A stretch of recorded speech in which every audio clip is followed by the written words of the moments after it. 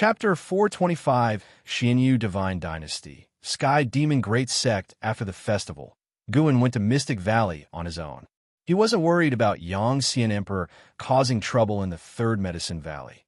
If Yangxian Emperor dared to entertain such thoughts, Guan could make him disappear in an instant, even erasing all his karma, making all beings forget the Yangxian Emperor ever existed.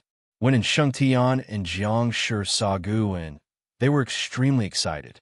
Guan had initially planned to just go through the motions, but he didn't expect them to be so thrilled. Thus, Guan let the two of them demonstrate their recent cultivation results, then gave them guidance one by one, to their immense surprise and delight. After fussing around for an ancient hour, Guan finally entered the 8 scenic caves. He emerged from the grotto, and in the distance, he saw the immense green vine tree, with a young woman in green, swinging under it. It was Jiang Xiong. She was barefoot, with no jewelry on her hands, her long hair casually draped over her shoulders, exuding an aura of pure innocence, unlike her past demeanor as the demon cultivator of the Thousand Autumn Pavilion. She turned her head, and upon seeing Guan approaching, she couldn't help but snort coldly. As Guan drew near, Jiang Xiong couldn't resist mocking. "Where were you indulging yourself last night?" Guan didn't indulge her and replied gruffly, "Do you need something from me? Aren't you the sect master of Jiwa sect? I heard your sect also celebrates the spring festival. Shouldn't you be overseeing everything?" "What's there to oversee? I've raised so many people. It's time I took a break," huffed Jiang Xiong. She stood up, her feet pressing into the grass. Her eyes gleaming, she suddenly lifted her right foot, trying to brush the grass off on Guan, but he dodged it. "So, I've heard you calling yourself Sword Venerable Fu Dao?" Jiang Xiong watched Guan closely, her eyes sparkling. She had intended to catch him off guard, yet Guan had still avoided it. This kid really was no ordinary person. Guan kept his distance and countered, "Indeed, what about it?" Jiang Xiong obviously didn't believe it, because Sword Venerable Fu Dao had personally told her that Guan was his disciple. She only felt their master-disciple relationship was quite strong. It seems Sword Venerable Fu Dao is ready to take action. Putting you in front, you should be careful. Even with him backing you up, beware of hidden attacks. When dealing with others, try not to be too impulsive, Jiang Xiong cautioned. Guan helplessly responded, "Please, do I need you to teach me in this area? Who is it that got kicked out of the Taizong dynasty on the spot?" Jiang Xiong was immediately displeased and started chasing after Guan, but no matter how she tried, she couldn't catch up. She got serious, chasing Guan at full speed, while he continued to evade her. As the chase went on, Jiang Xiong fell into a profound state, seeing Guan as a series of shadows in her eyes. His figure and step technique seemed so agile and enticing. Who knows how much time had passed? Jiang Xiong suddenly snapped awake to find herself under the green vine tree, while Guan was in front of her, practicing alchemy. She took a deep breath and asked, "What was that just now?" "A step technique. Once mastered, you could be unrivaled in the world," Guan answered casually without turning around. What he had taught was the eternal measuring heaven Dao step, an advanced version of the stepping path of age's step. Aside from himself, no one else had learned it yet. Towards Yilan and Zhenqin, Guan could only encourage them to pursue their cultivation level as far as possible and to cultivate other Taoist sorceries only after reaching nirvana. Jiang Xiong was different. Her maximum lifespan was over 5,000 years.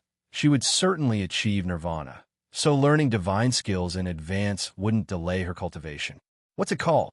Jiang Xiong asked curiously, certain such a precise step technique had to be an inheritance from Sword Venerable Fu Dao. Guan glanced at her and said, "Eternal measuring heaven Dao step. Don't spread it around, or it'll bring big trouble, and I mean trouble from beyond this world."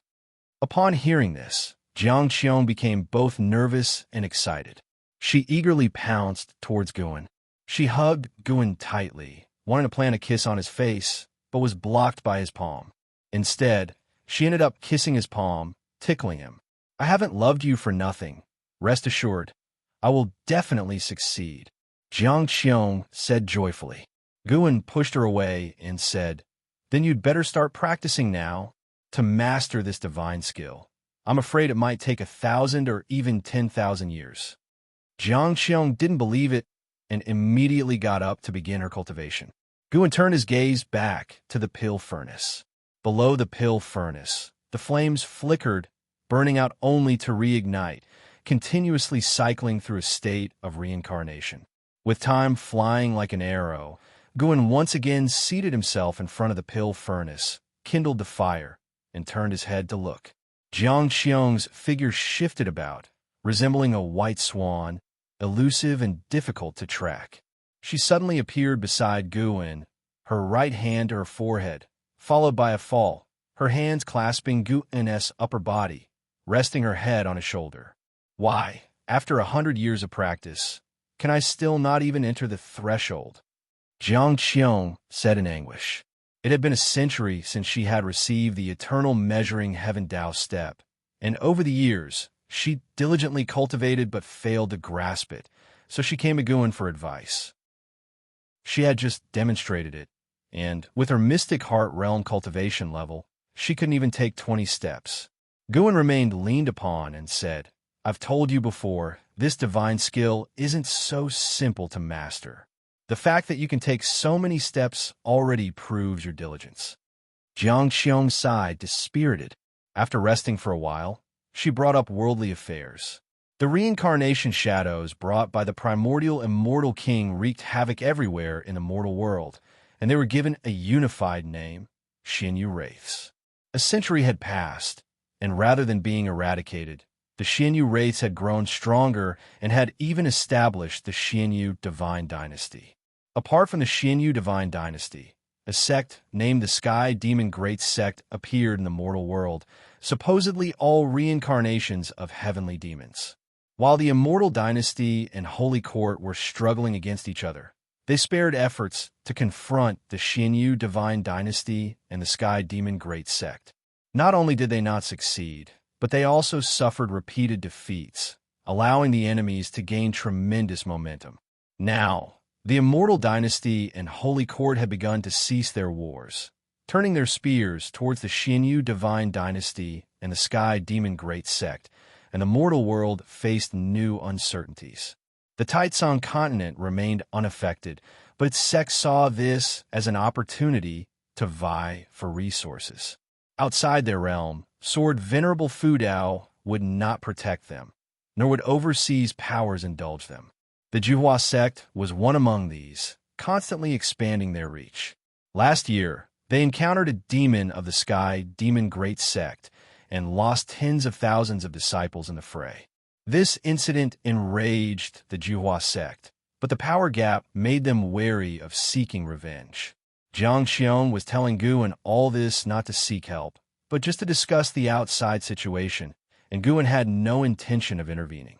Over the years, the reincarnation vortex continually spawned Xianyu Wraiths, bolstering the strength of the Xianyu Divine Dynasty. Certainly, there were great karmic forces at play behind this. Who knows if the Immortal Dynasty and Holy Court have really reconciled? They would do well to join forces and expel these two powers. Otherwise, the consequences are unthinkable, Jiang Xiong said worriedly. Guan, while refining an elixir, replied, "Don't worry, I will talk to the Yangxian Emperor." Jiang Xiong blinked in surprise and asked, "Are you talking about the sovereign of the Immortal Dynasty?" "Yes, what about it?" "You're bluffing, making it sound as if you can meet him just like that." "You think I can't? Even if you have Sword Venerable Fudao as your mentor, he's far away in the Immortal Dynasty." "Yeah, I'll take you to meet him today. Why don't you ask him yourself?" "Okay." Guan rolled his eyes at Jiang Xiong, speaking in a mocking tone. She dared to look down on him. He was no longer the Ji family house servant of yesteryear. He had to show this woman some of his true power. Chapter 426. The Orthodox of Heaven and Earth Gu and brought Jiang Xiong to the Third Medicine Valley, and they made their way to the dojo. Along the way, Jiang Xiong looked around curiously, intrigued by the current state of the Third Medicine Valley. Since the news about Gu An's connection with Sword Venerable Fudao had spread, more people had been coming to the Third Medicine Valley, and the Supreme Sect had expanded it, continuously increasing the number of disciples in the valley. Now, the number of Medicine Valley disciples had surpassed 4,000. At first glance, the Third Medicine Valley seemed like a sect. Jiang Xiong sensed many cultivators with a stronger presence than herself, which made her even more curious about Gu An's current status. Guan approached a senior disciple from behind and tapped him on the shoulder, signaling him to leave. The senior disciple, upon seeing him, immediately felt relieved, quickly stood up to salute, then hurried away. Guan sat down and looked across at the Yangxian Emperor, asking, "You've been here for 100 years. Aren't you going back?" Jiang Xiong stood next to Guan, casting a strange look towards Yangxian Emperor. Could it be that the Emperor of the Immortal Dynasty was him? Although the Yangxian Emperor had concealed his cultivation level, the sheer grandeur he emanated was extraordinary. Yangxian Emperor looked at Guan and smilingly asked, "Go back for what?" Comprehending the great Tao here is quite good. He had been in Third Medicine Valley for 100 years. Initially, he was curious why Sword Venerable Fudao would choose to stay hidden in such a modest place, but gradually, he was attracted to the lifestyle here.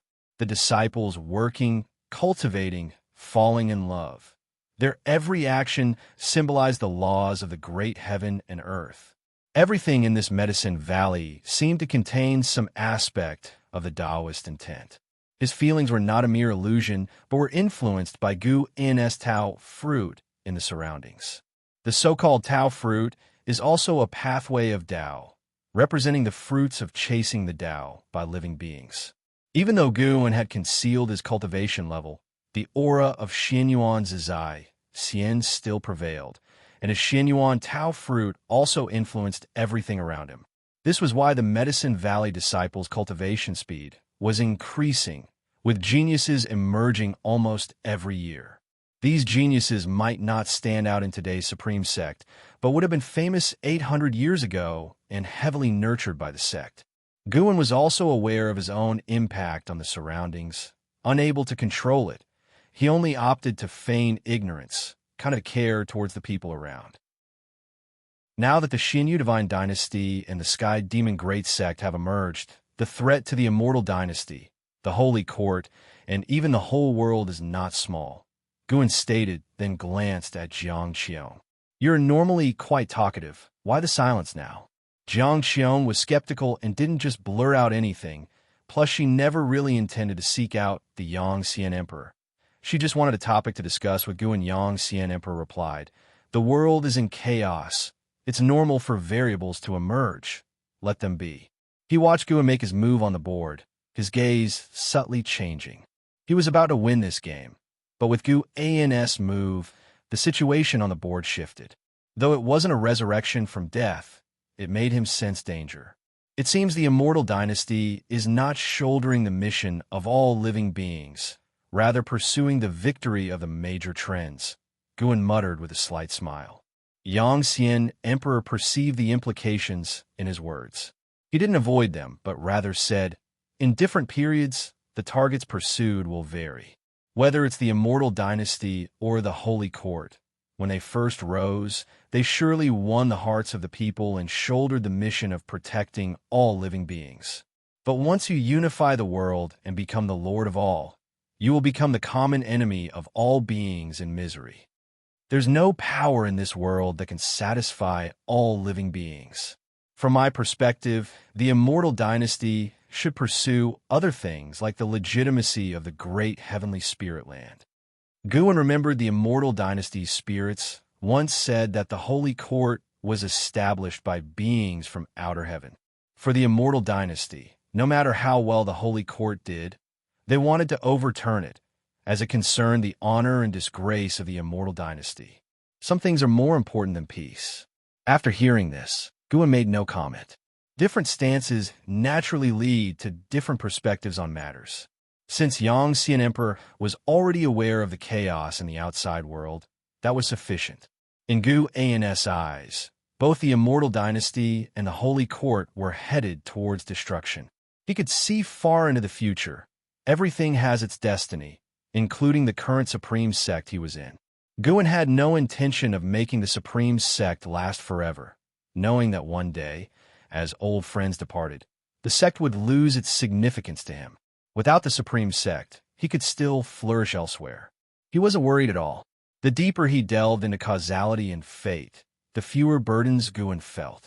Of course, Guin did not resist this change in mentality. To live in this world, one should not be entangled by too many emotions and unnecessary worries.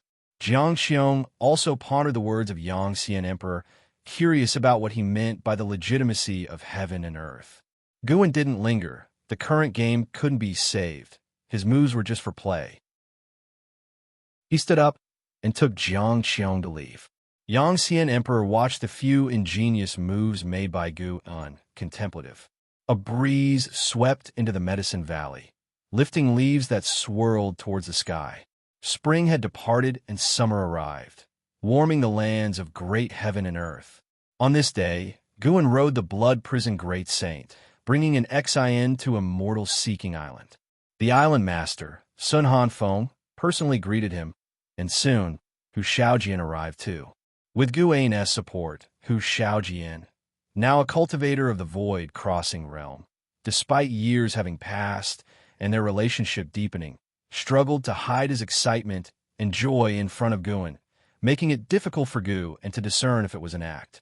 Guin asked Hu Shaojian to take an Xin and the blood-prisoned Great Saint for a stroll, while he discussed matters privately with Sun Hanfeng. With them gone, Sun Hanfeng finally said, "Master, demon cultivators from the Sky Demon Great Sect have been infiltrating Immortal Seeking Island frequently lately. I sense trouble brewing. Only places like the Taicang continent, protected by mighty beings, were relatively safe. Immortal Seeking Island, despite its strong foundations, inevitably attracted covetous eyes." Guin had foreseen a tribulation awaiting Immortal Seeking Island, which was why he had chosen to come. "Do not worry. Just manage the island calmly. No one will disturb Immortal Seeking Island." Guin, holding his teacup, replied softly while blowing on steam. Hearing this, Sun Hanfeng smiled. He was a disciple of Mortal World Peak, arranged by Guin to oversee Immortal Seeking Island, and treated well by Guin. The benefits he reaped each year were not small, and now he truly valued Immortal Seeking Island, not wanting mishaps to befall it. Shortly after, Sun Hanfeng brought up various other issues, mostly regarding internal disputes or power struggles on the island. Guin spent most of the time listening, and when Sun Hanfeng asked for advice, he did not hold back his opinions. When Sun Hanfeng finished, Guin gestured for him to leave. After Sun Hanfeng departed, Guin remained seated, looking out toward the blue sky, his gaze reaching beyond the heavens and earth. He was looking at an old friend. Tattered clouds hung like torn fabric across the sky, and figures exuding demonic qi hovered in midair. Among them, one with the most intense demonic qi had a giant red fireball and deep red chains wriggling like snakes behind him. Their eyes were all fixated on a ruined and solitary island below, where trees were toppled and the ground upheaved, creating a pockmarked landscape. Dressed in black, Leah stood atop a pile of rubble, with a sword in his right hand and Divine Exotic City in his left, while Divine Exotic Immortal Spirit perched on his shoulder. "Zhao Shuehe, is that all the capacity you have? Capturing me won't be that easy," Leah taunted loudly, a cold expression between his brows.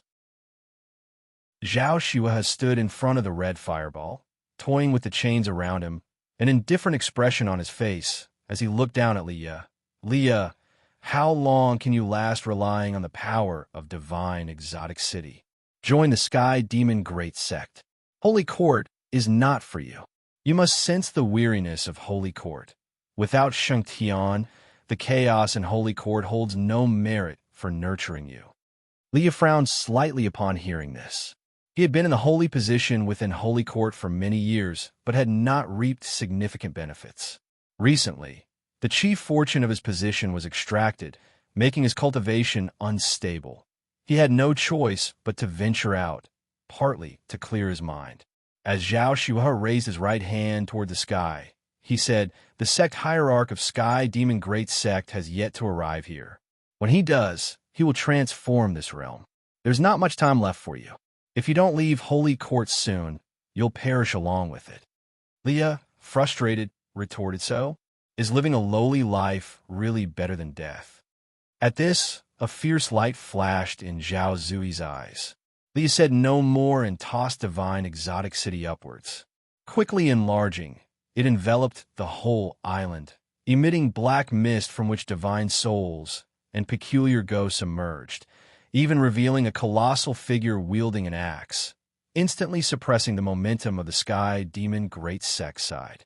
Divine Exotic Immortal Spirit stood on Li Ya's shoulder, howling as if taunting the enemy. Zhao Shuhe huffed coldly, placing his right hand to his mouth, beginning to chant a spell. As he chanted, his own mana surged out, entering the red fireball behind him, which spouted explosions of intense flames and weird black spots wriggling on its surface. Just as the ghostly army burst forth from Divine Exotic City, the red fireball suddenly opened a chilling eye, freezing the whole realm as everything came to a standstill. While sipping tea, Guin observed that the Sky Demon Great Sect indeed possessed something powerful, utilizing the power of the Silent Destruction Domain.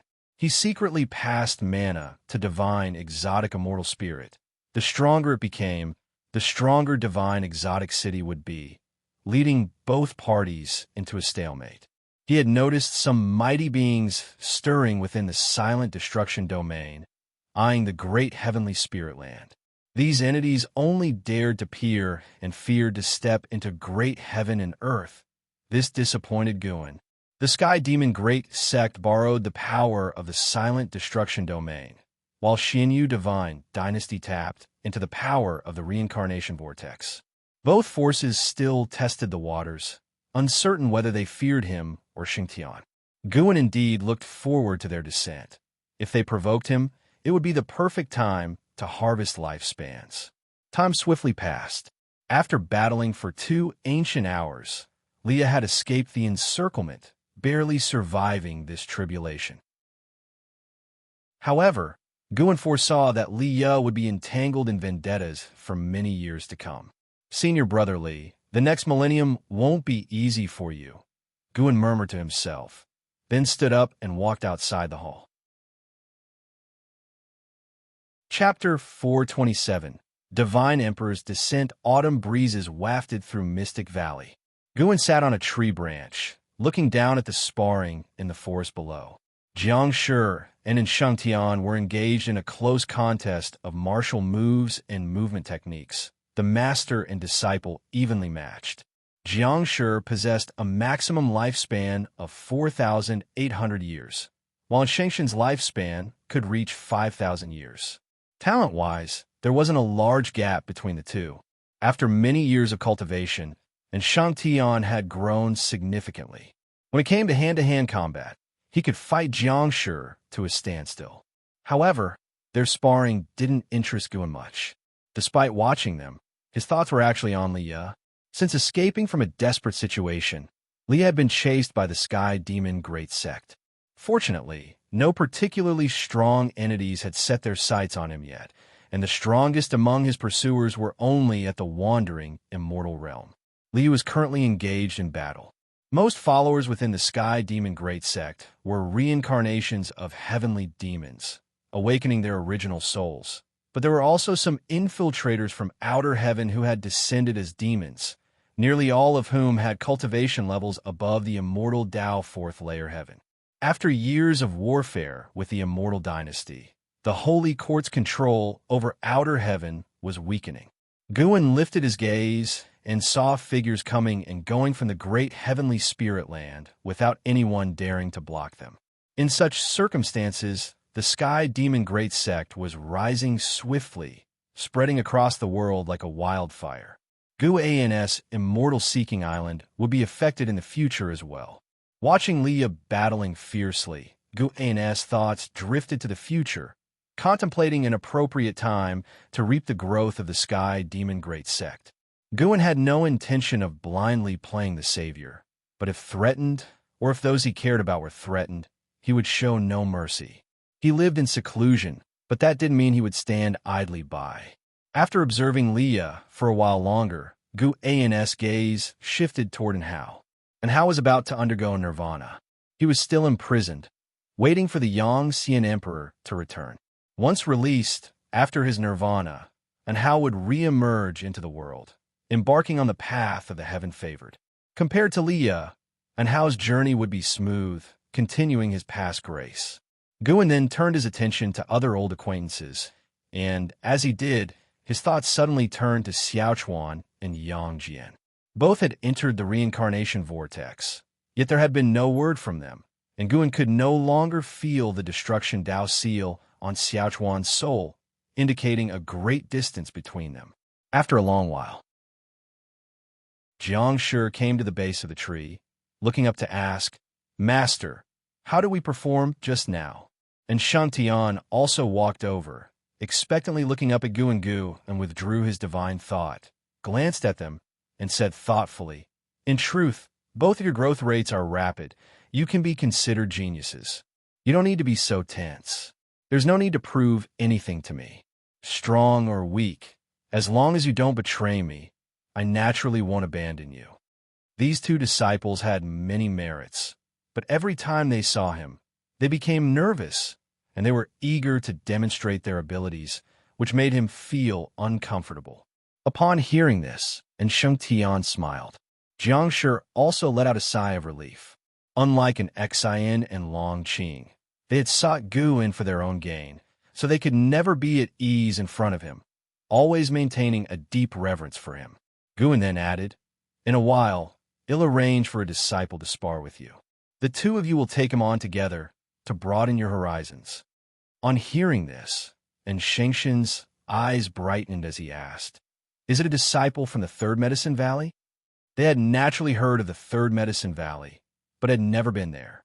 Even though Mystic Valley had a transmission array platform, the disciples from the two valleys were not permitted to use it for visits, a rule set by Guan himself. Anyone who violated this rule was expelled from Medicine Valley. "Yes, unlike the others, he's a direct disciple like you. This lad is combative, so don't underestimate him," Guan replied, and with that, he descended from the tree. Upon hearing this, Jiang Shi and Shang Tian tensed up again. Guan, somewhat helplessly, said, "Don't be nervous. Even if you lose, it's normal. My aim is just to enhance your practical experience." The two exchanged a glance, then forced a smile, clearly strained. Guan found it dull and shook his head, then turned and walked away, refusing their offer to follow. Continue your cultivation. The tribulations of the world are increasing. Who knows, they might reach Mystic Valley one day, and then well need you two to guard Mystic Valley. Upon hearing Guan's words, the pair stopped in their tracks, their fighting spirit suddenly ignited. They didn't believe Mystic Valley could be in danger. Clearly, this was Guan's test for them. Gu made his way back to the Third Medicine Valley. As soon as he stepped from the transmission array platform, someone blocked his path. "I am Lu Changjing. I wish to have a word with the Valley Master." "If you may," said a middle-aged man, standing before Guan, bowing respectfully. But before he could finish, Guan interrupted him. "Immortal Fall Gorge doesn't qualify." Guan walked past Lu Changjing, heading towards his loft. Immortal Fall Gorge was Lu Changjing's sect, a great sect on the seas. Guan knew of it through the causal threads he saw surrounding Lu Changjing. The strongest within Immortal Fall Gorge had attained the divine immortal of wondrous Dharma realm, which, in Guan's eyes, indeed did not qualify. Upon hearing Guan's words, Lu Changjing's face flushed. He turned around, wanted to speak, but seeing Guan's retreating figure, he dared not show anger or figure out how to retain him. For Guan to speak directly of Immortal Fall Gorge indicated he truly did not regard it highly. Is he Sword Venerable Fu Dao himself, or a disciple of Sword Venerable Fu Dao? Lu Changjing frowned in thought. Being rejected was regrettable, but the thought that the other party might indeed be Sword Venerable Fu Dao filled him with excitement. The sword Venerable Fu Dao was an existence comparable to the Yang Xian Emperor. Lu Changjing took a deep breath and turned to visit the main city of sect of the Supreme Sect. As he turned around, a figure barred his way.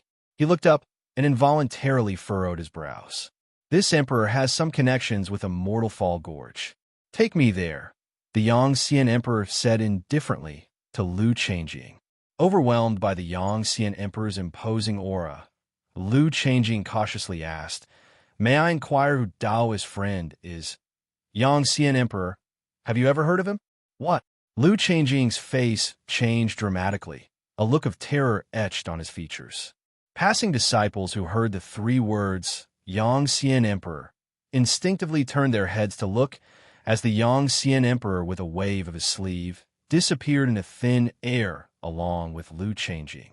Far away, Shun Xinzi, who was meditating under a tree, furrowed his brows, his eyes filled with a look of shock. That man was actually the lord of the Immortal Dynasty, the Yang Xian Emperor. Over the past 100 years, he had played many games of chess with Yang Xian Emperor and always found him inscrutable. He hadn't realized his origin was so extraordinary. If even the Yang Xian Emperor would come to spend a century in the Third Medicine Valley, what kind of legendary figures might appear in the future? Shun Xinzi turned his head towards where Guan stood, feeling that Guan's silhouette was so majestic as if he could bear the weight of the heavens collapsing. 30 years later, at the subsect of Supreme Sect, Yi Mansion, Guan and Yilan were enjoying tea in the courtyard. The fragrance of the tea pervaded the air, attracting several spirit birds to perch on the branches. It was a rare occasion without Zhen Qin causing a nuisance. Guan and Yilan were both enjoying the moment. With one hand propping her chin, Yilan looked at Guan and asked with a smile, "Recently, Su Jie from your Third Medicine Valley has become quite famous. Even the news has reached our subsect, hasn't it? That kid's talent is indeed outstanding. He's really brought honor to the Third Medicine Valley," Guan responded with a smile.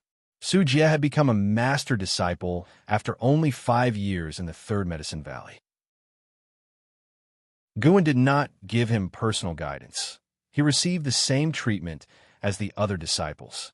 This resulted in Su Jie not having a strong sense of belonging to the Third Medicine Valley, treating it merely as a stepping stone in his journey of cultivation. Su Jie was not particularly enthusiastic about Sword Venerable Fu Dao, and Guan even heard him privately telling other disciples that he would surpass Sword Venerable Fu Dao one day. Yilan chuckled. "More and more geniuses have emerged from the Third Medicine Valley over the years, and your disciples all show up under my command." Her eyes held admiration as she looked at Guan. Even setting aside the fact that Guan was a disciple of Sword Venerable Fu Dao, she had always respected his own capabilities. Ever since they were young, it seemed there was nothing that her senior brother couldn't do. "Then he'll have to trouble you to look out for them more," Guan replied with a smile and picked up a piece of pastry from the table, which was made by Yilan herself. Although the taste was not particularly delicious, the sentiment behind it meant the most. Yilan curiously asked, "Would you say Su Jie is your most outstanding disciple?" Su Jie, with his lifespan limit of 9,000 years and dazzling talent, was someone Yilan also wished to recruit. Guan shook his head and said, "How could that be? My most talented disciple is currently making a breakthrough." "Oh, breaking through to which realm?" "The Nirvana realm." "The Nirvana realm? Impossible. You're joking, right? Isn't this disciple much older than you?" "Not at all. He's 34 years younger than me. Someone over 800 years old breaking through to the Nirvana realm? I don't believe it." "You're teasing me again," Yilan exclaimed with skepticism. She had never heard of anyone succeeding in reaching the Nirvana realm before 1,000 years of age. Guan laughed, offering no further explanation. He was talking about and how, who was undergoing tribulation with the help of immortal spirits from the Immortal Dynasty, and even the Yang Xian Emperor himself was present to witness his tribulation. Boom! The sound of thunder rolled in from the skies. Yilan looked up to see dark clouds rushing in, carrying the potential to envelop the heavens. Yilan teasingly asked, That wouldn't be the celestial phenomena triggered by the breakthrough of that disciple of yours, would it? Guin also looked up and said, "Of course not. However, this commotion is indeed caused by a breakthrough." The holy minister was making a breakthrough, advancing to the free immortal realm. Guin sensed it was going to be an interesting event. With the eruption of this phenomenon, many powerful existences quickly flew towards the holy court. The Immortal Dynasty, the Xianyu Divine Dynasty, and the Sky Demon Great Sect certainly wouldn't let the holy minister have a peaceful tribulation. After a quick calculation, Guin realized that the future held new variables. A free immortal could change the fate of the world. Yilan's eyes sparkled with curiosity upon hearing Guin's words. What kind of realm was capable of causing such a breakthrough phenomenon? It was at that moment that Guin saw a powerful aura coming from the depths of the cosmos. A meteorite wrapped in demonic chi was hurtling out of the silent destruction domain, bearing down on the great heavenly spirit land with unstoppable force. Such momentum suggested it had the cultivation level of the 9th layer of the free immortal realm. Guin hadn't been particularly concerned, for in recent years, there had been more than a handful of free immortals arriving in the great heavenly spirit land. But suddenly, he felt a familiar presence. This aura was the Annihilation God Emperor. With memories of Long Zhan, Guin vividly remembered the aura of the Annihilation God Emperor. Indeed, this aura belonged to him, albeit not as powerful as what Long Zhan remembered. Chapter 428 Long Qing's fear holy minister broke through. Annihilation God Emperor descended. Guin recalculated the momentum of great heavenly spirit land and found that the future became blurred. Many things could not be thoroughly predicted. Most critically, Guin was unclear about the purpose of the Annihilation God Emperor's visit to the great heavenly spirit land. Long Zhan was from an era far distant from his own, with the battle court he established becoming ancient legend, making the Annihilation God Emperor only stronger than before. How could he not be wary? Even if this presence of the Annihilation God Emperor was just the aura of the free immortal, Guin believed that his true form would be an incredibly tricky existence. Under Guin's watch, the meteorite carrying the aura of the Annihilation God Emperor rapidly approached the great heavenly spirit land. The powerful beings within the great heavenly spirit land were also alarmed by the Annihilation God Emperor, all using divine thought and divine sense to probe, but no one dared to obstruct the Annihilation God Emperor. Within the holy land of the holy court, vast heavenly thunder covered tens of thousands of miles of sky. The holy minister amidst the tribulation looked up, his eyes revealing a wary expression. He knew his crossing of tribulation would bring trouble, but he had not expected such a powerful being to come. The aura of the Annihilation God Emperor reminded him of the primordial immortal king from before. He cursed the heavens for being unfair, but at this point, he could only grit his teeth and break through. Once the heavenly tribulation began, there was no turning back, either die or succeed in crossing. He leveraged the chief fortune of the holy court to break through. He could not afford to lose, because if he failed, the entire holy court would suffer greatly. Chief fortune connecting every living being of the court. Rings upon rings of grand formations guarded the holy minister, dazzling and emitting vast and infinite pressure, countering the heavenly might, stirring chaos in the heaven and earth rules, which also caused the surrounding mountains and oceans of the holy court to trigger cataclysms. Under the holy minister's gaze, a meteor streaked across the sky, the celestial thunder unable to obscure the meteor's brilliance. At this moment, not only the holy minister saw the meteor, great cultivators and demons from various powers across the land also saw it. Inside Yi Mansion, Yilan also saw the meteor crossing the horizon, and for some reason, she felt an unexplained palpitation. She couldn't help but look towards Guin and asked, "Did you see that meteor just now?" Guin nodded, said, "Did you make a wish?" Yilan gave him a glance, a worried expression across her brow, said, "At that moment just now, I was inexplicably scared." Could it be another demon from outer heaven descending? Guin chuckled and said, "What's there to fear? When has the supreme sect ever encountered such calamity? I've always felt quite at peace. The danger lies in the overseas realms." "That's not the right way to think. We can't always rely on others. The sword Venerable Fudao will leave eventually." Yilan shook her head. Guin offered comfort, said, "I'm the sword Venerable Fudao. Don't worry." She laughed upon hearing this, said, "Really? Then can Senior teach me divine skills?" "It's not impossible. Say something nice." "Want to hear something nice?" Yilan gave Guin a flirtatious smile, then stood up and walked towards him. Guin hurriedly raised his hand and said, "I was joking." I took it seriously." Boom! The meteor, enshrouded in blazing flames, shattered the sea of clouds, crashing down upon the mountains with terrifying momentum, instantly crushing miles of mountains and forests. Bright light bursting forth. Rolling dust rose into the air, like a massive wall of dust pushing towards the distance, destroying everything in its path. The earth shook and trembled, as if it were the apocalypse. As this force spread to the horizon, terrifying waves of flame emerged at the center of the explosion, seeming to burst through the sky. This power from beyond wreaked havoc on all upon the land, merciless and brutally cruel. After an unknown period, the roaring between heaven and earth ceased, but the rolling dust continued to churn, just without its former intensity.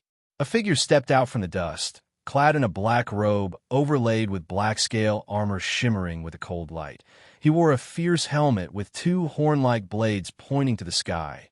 Below the helmet, there was no face, only pitch blackness, akin to a lifeless black hole. With each step, the gravel beneath his feet turned to dust. The surface revealed magma patterns, terribly fearsome. He stopped walking, looked up, still pitch black under the helmet. Without eyes, it was unclear what he was looking at, or perhaps what he was sensing. He shifted his left foot to the side, instantly dispersing the dust between heaven and earth, revealing the wounded land, shocking to behold. He stood within a massive crater, over 100 miles wide. Outside the crater, the land was littered with rocks and crevices, barren and desolate. Not just the dust on the land, even the sky suddenly cleared. The Annihilation God Emperor turned his head towards the distance. After looking for several moments, he turned and walked away. With one step, his figure shifted millions of miles. The land was boundlessly vast. He took 5 continuous steps and still had not reached the edge of the continent. He arrived at a cliff where the area was still trembling. Following his gaze downward, a city below the cliff was collapsing, and the mortals were wailing and crying, their misery extreme. The Annihilation God Emperor remained silent for a while, then suddenly waved his sleeve, and the earth regained its calm. Pieces of rubble and wooden pillars rose and flew toward the distance. After doing all this, he disappeared on the cliff. The cries beneath the cliff abruptly ceased, and the whole world fell into silence.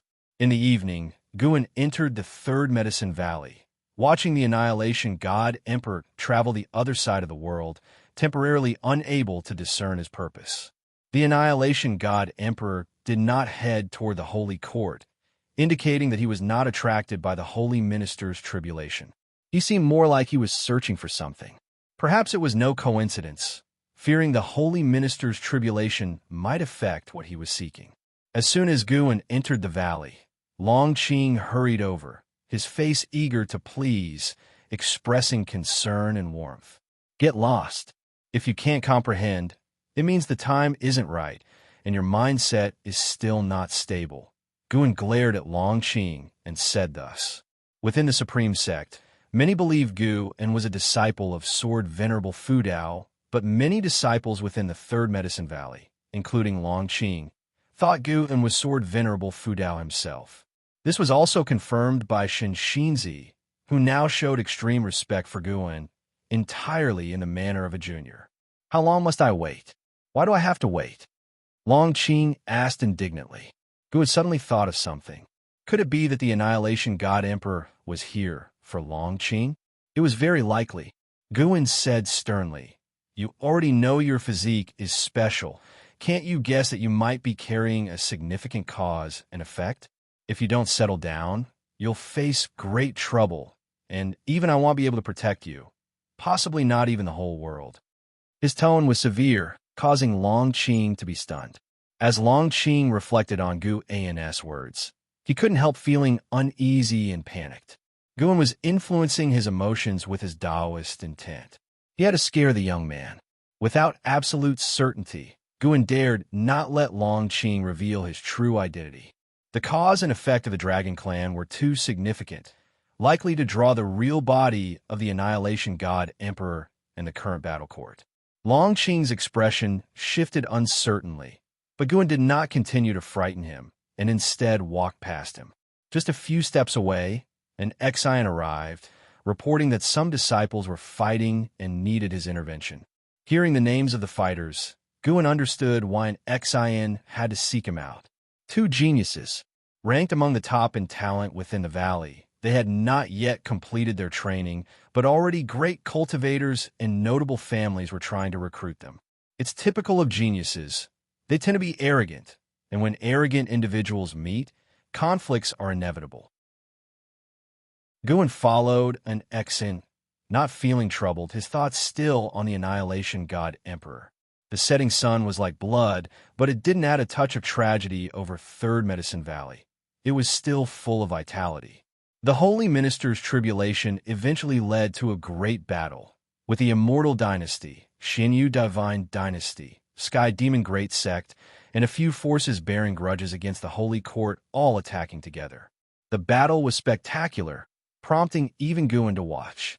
Despite the perilous process and countless casualties, the Holy Court survived the ordeal, and in the end, the Holy Minister made a breakthrough and even fought a great battle with Yangxian Emperor. Although the Holy Minister was a civilian official, his combat strength was formidable, able to hold his ground against the Yangxian Emperor, which surprised Guin. The Yangxian Emperor did not entangle further. Otherwise, his alliance with the Xianyu Divine Dynasty and the Sky Demon Great Sect's free Immortal might have been able to eliminate the Holy Minister. This battle passed, but it also laid down a greater cause of trouble for the future.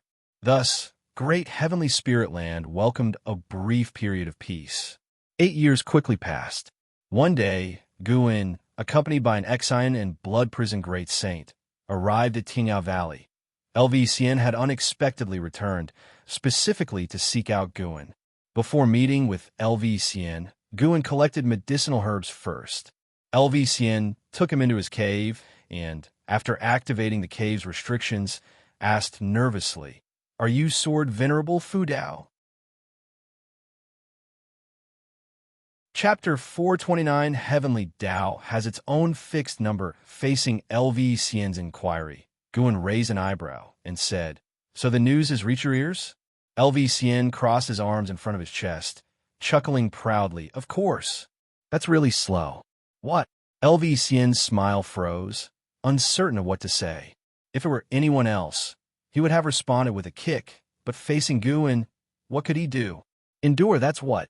Guin found his expression amusing, so he pretended to be mysterious and said, "That's right, I am Sword Venerable Fu Dao.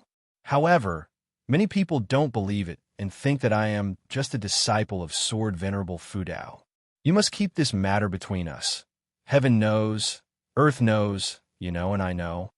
Upon hearing this, LV became excited. His body trembled as he asked carefully, "Is it true? Well, let me know." Guin's gaze deepened as he said, "Even though you are no match for me, in my eyes, you're the only one who poses a threat to my talent. And Hao doesn't have what it takes. He's too compliant and will stumble eventually. Only those prodigies who survive can be considered strong." LV was deeply moved, his fists clenched and blood boiling with excitement. Guin was satisfied with his reaction, winning people over with just a few words. Why not? Then, Guin went and sat down at a stone table to the side. LV snapped back to reality and hurried to follow. Sitting across from Guin, LV asked nervously, "Is it your talent, or are you the reincarnation of a great power? or have you concealed your age? Gu then looked at him and replied, when you reach the immortal path realm, you'll understand a stage called reincarnation tribulation. Reincarnation tribulation? LV Xian was captivated just by the name. Guan asked, you didn't come to find me just to confirm this, did you? He could guess LV Xian's purpose, but he preferred to hear LV Xian say it himself. LV Xian took a deep breath and said, the Xinyu Divine Dynasty has invited me to join. Lately, I've been thinking about breaking away from His Majesty. What's your view on the Xinyu Divine Dynasty? Guan knew about the rift between LV Xian and Li Xiandao. As Li Xiandao was becoming stronger, he began to reveal his true nature, like Guan, and became increasingly domineering, which added to the pressure on those around him.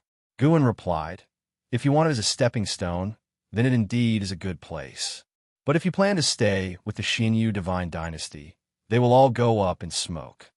LV Xian's eyes widened as he asked, the Xinyu Divine Dynasty will be destroyed? Guan chuckled. To be more precise, all the powers of this world will go up in smoke. The old forces will turn to dust, including the supreme sect, Taizong Dynasty? Yes. Why? Because the world has its cycles, and the heavenly Tao has its set parameters.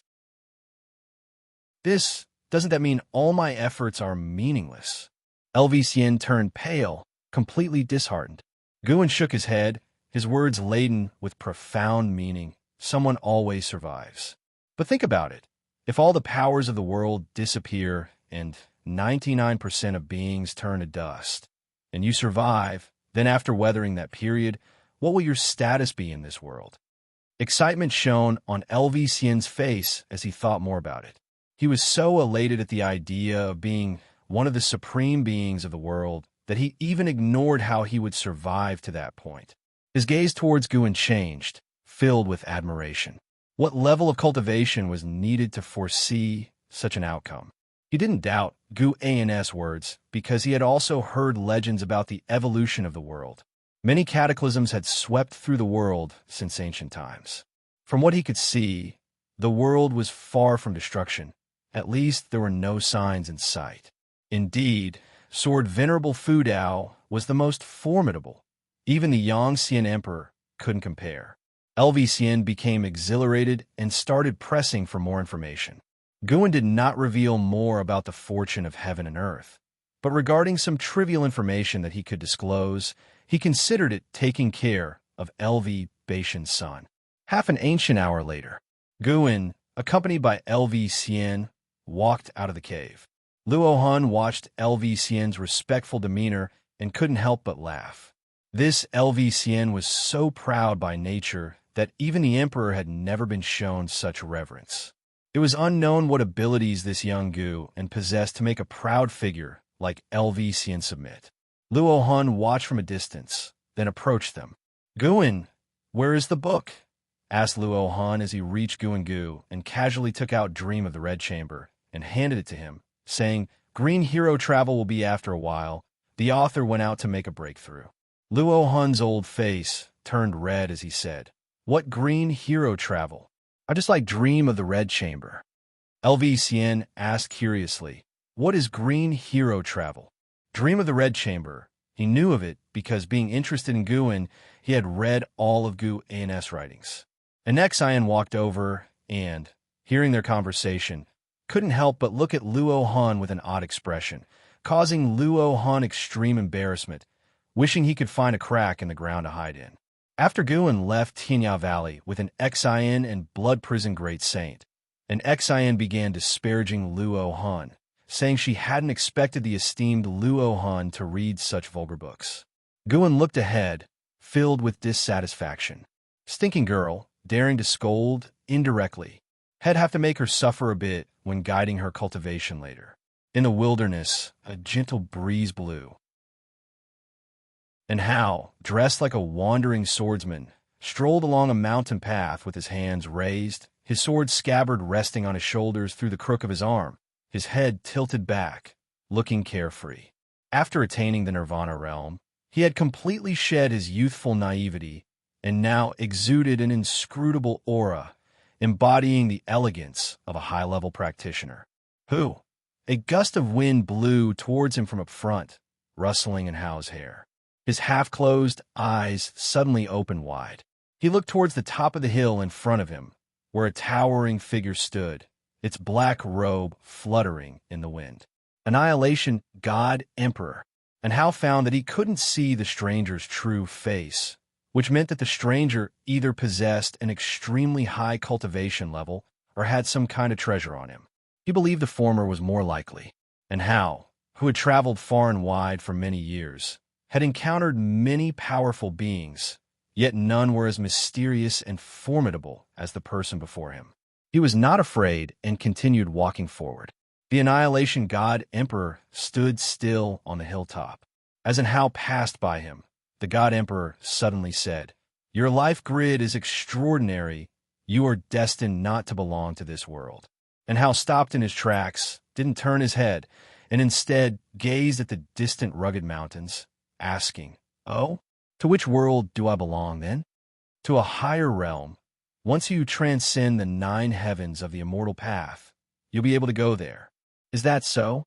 May I ask if your excellency comes from that realm?" And Hao did not sound surprised, his tone as calm as ever. The Annihilation God Emperor turned around, and Hao turned to face him, only 5 steps apart. Looking under the God Emperor's helmet at the pitch darkness, and Hao felt wary but not intimidated. Even before Nirvana, and Hao often faced beings far surpassing his own realm. No matter where he was, he had never been afraid. He had long regarded life and death indifferently. Suddenly, a purple vortex appeared under the Annihilation God Emperor's helmet, and Hao unconsciously looked at it, his gaze changing and losing its brightness. Chapter 430. The Strongest Loneliness. And Hao had a dream in which he found himself seated upon an immensely grand chair, with a Qilin crawling at his feet and true dragons swirling around his hands. Below him was a radiant starry sky, and figures exuding powerful auras floated beneath him like a series of steps. The sensation was incredibly wonderful. He felt as if he had control over everything and even experienced a sense of loneliness. Immersed in this feeling, he lost track of time. He did not know how much time had passed when suddenly a dazzling golden light burst from the depth of the universe below and rushed towards him, turning the powerful figures along its path into ash. The golden light shone on Hao's face, making it feel scorching hot to the point of burning. And Hao suddenly opened his eyes, gasping for breath with sweat covering his forehead and his pupils still trembling. What met his gaze was the twilight sky, and his eyes instinctively caught the sight of the figure of the Annihilation God Emperor. The Annihilation God Emperor stood nearby, gazing up at the sky, seemingly lost in thought. And Hao sat up and was about to stand when the Annihilation God Emperor's finger pressed on his forehead, rendering him immobile. At that moment, Hao felt his mana and qi blood freeze, making him extremely uncomfortable. Having reached the Nirvana realm, he had felt so powerful, confident to handle anything. But at that moment, he felt as if he had returned to the mortal realm, feeling his own insignificance once again. He looked up at the Annihilation God Emperor, his expression of shock rapidly turning into one of resentment. "You have the same look in your eyes as he did, possessing the same life grid, but you are still far from his level," the Annihilation God Emperor said, looking down at Hao. And Hao gritted his teeth and asked, "Who is he?" "His name cannot be mentioned. This entire great heaven and earth cannot bear its consequences. If mentioned, this great heaven and earth would instantaneously turn into nothingness." And Hao's eyes widened. It was the first time he heard of such power.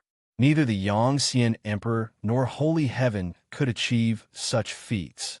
Having traversed so many great heaven and earths, it is rare to encounter someone with such a grand life grid as yours. I grant you a divine skill. Now it remains to be seen how high you can reach. As he spoke, the Annihilation God Emperor's index finger emitted demonic qi, which burrowed into Hao's forehead. And Hao, unable to move, was extremely nervous. As the demonic chi entered his body, he did not feel any discomfort, which made him even more uneasy. The Annihilation God Emperor withdrew his hand and said, "What you saw earlier were the memories of that being. Remember that sensation. It is the power you must strive with all your might to pursue." With those words, the Annihilation God Emperor vanished from his spot. And Hao, then freed from constraint, swiftly got up. He could no longer sense the presence of the Annihilation God Emperor. Not a trace was left, as if everything he had experienced was just an illusion. Who exactly is he? And Hao furrowed his brows, touching his forehead subconsciously, feeling that he had gotten himself into big trouble. Meanwhile, far away in the Third Medicine Valley, Guan withdrew his gaze. When the Annihilation God Emperor approached Hao, he had been paying attention. This Annihilation God Emperor was merely a free immortal in terms of cultivation level. If he dared to harm Hao, Guan could eradicate him even faster, but it seemed as though the Annihilation God Emperor intended to bring an opportunity to Hao. After the Annihilation God Emperor left, Guan checked Hao's fate once more and found that his future had changed. Hao was already on the path of the chosen, but after receiving the legacy from the Annihilation God Emperor, Hao grew even stronger, which reminded Guan of Long Zhan and Lu Han, who could just barely surpass him. What exactly is the origin of the Annihilation God Emperor? What does a higher realm refer to? Guan looked up, and beyond the outer heaven was the universe, surrounded by the silent destruction domain. The entire universe seemed infinitely vast, with no end to be seen in any direction.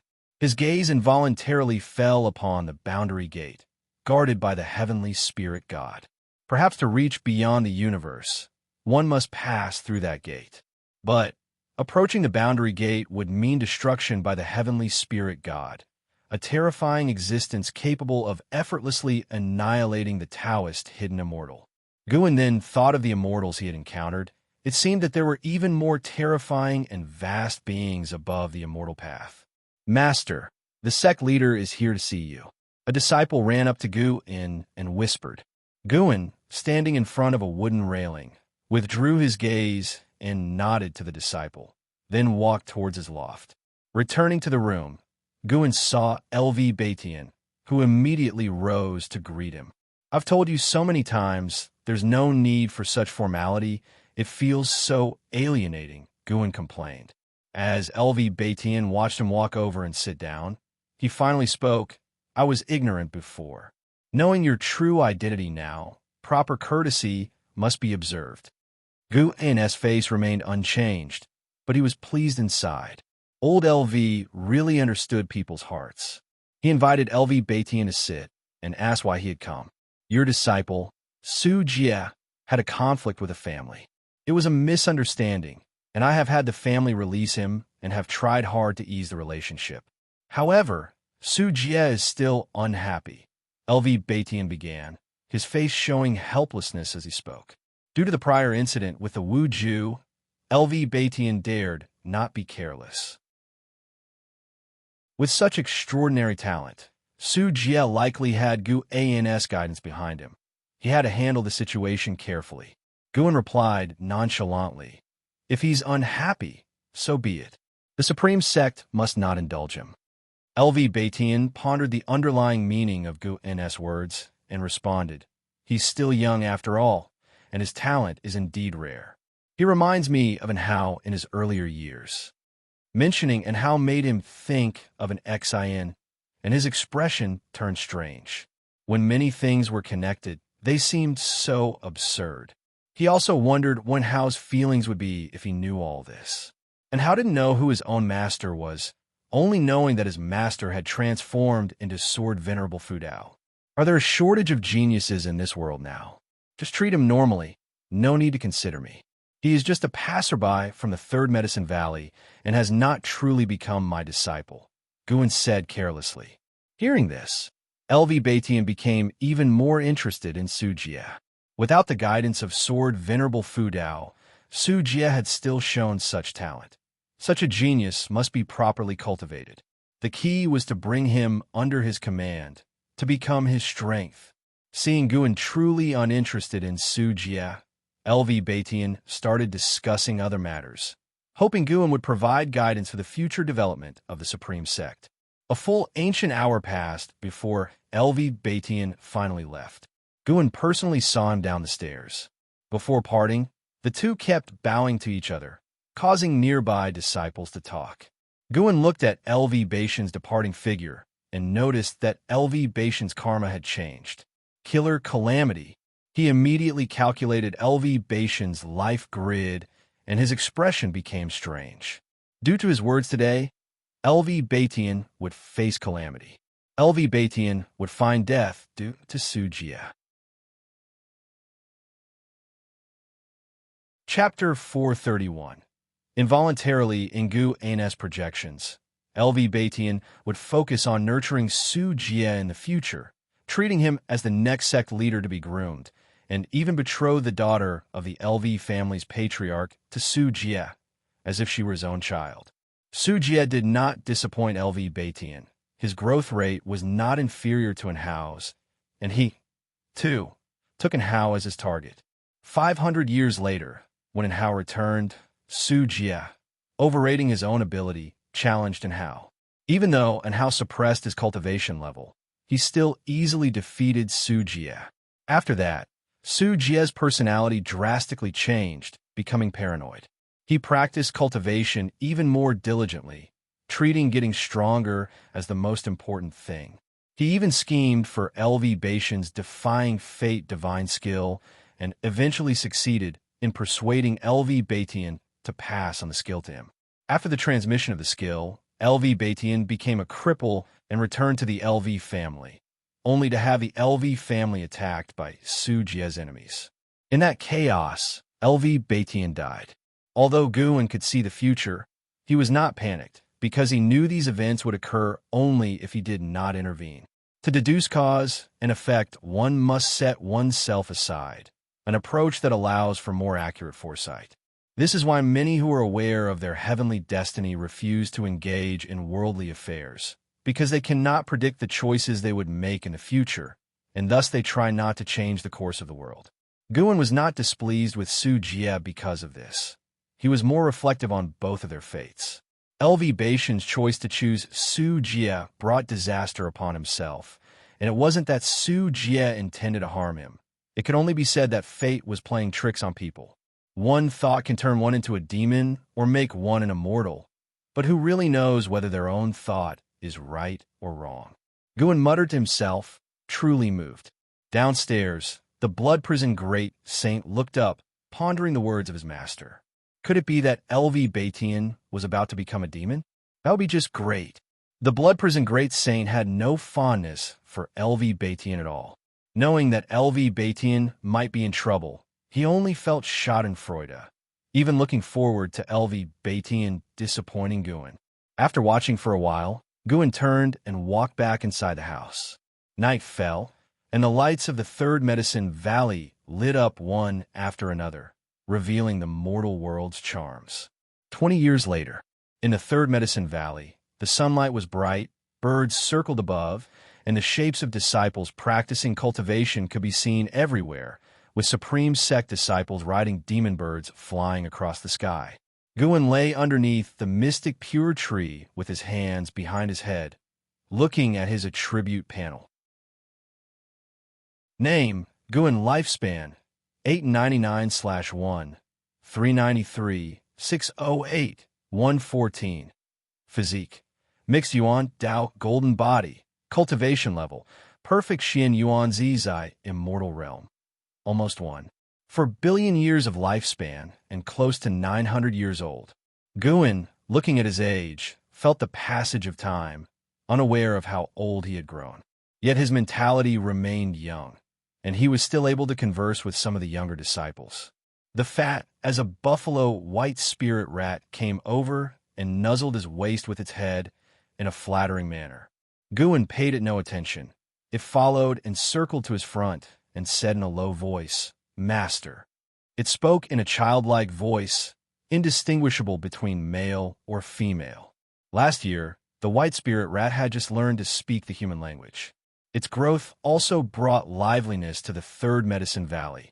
Almost every disciple who entered the valley had been bullied by it. It had a strong presence in the third medicine valley, and the disciples respectfully kept their distance. After all, it was the master's demon pet. They couldn't fight back even if bullied by it. "Spit it out if you have something to say," Guin said impatiently, looking at the white spirit rat with annoyance. The creature had recently been pestering him to raise a batch of female rabbit demons, which he found quite disgraceful. How could he, so esteemed and virtuous, have raised such a demon pet? Guin thought of the 3 Tian Yaoer sisters and the deep-sea dragon carp, seeming somewhat abnormal as well. In contrast, the blood prison great saint was quite steady. He would focus on nurturing the blood prison great saint from now on. "Master, I had a dream earlier where I was cultivating, and I still remember. It was a fist technique. Would you take a look?" The white spirit rat said softly, its beady eyes filled with excitement. Because of its obesity, it lacked the cunning look of a rat demon, appearing rather foolish instead. Guin sat up and said, "I want to see what fist technique you can comprehend." The white spirit rat spent years meditating under the mystic pure tree, consuming heavenly materials and earthly treasures, and its maximum lifespan kept increasing. In a way, this was also a talent, as not everyone could increase their lifespan just by being under the mystic pure tree. The white spirit rat jumped aside and then stood up, supporting its body on its fatty hind legs. Under Guin's gaze, the white spirit rat started to perform fists. As it threw its punches, gusts of wind kicked up the grass, drawing the attention of nearby disciples. Guin's expression was odd. The white spirit rat's fist technique was not impressive, clearly mimicking Long Qing's moves, yet a mountain of flesh throwing punches was very bizarre. To say it was comical, but its body moved rhythmically. Each punch was executed with precision. After the white spirit rat had demonstrated a set of fist techniques, it turned to look at Guin with a hopeful expression. Guin pondered for a moment and said seriously, "Not bad. You can challenge Xing'ao." Upon hearing this, the white spirit rat was overjoyed and immediately bade farewell to Guin. It was off to challenge Long Qing. After sending off the white spirit rat, Guin continued to lie down, enjoying his leisure time. Doing nothing but lying there was quite interesting too.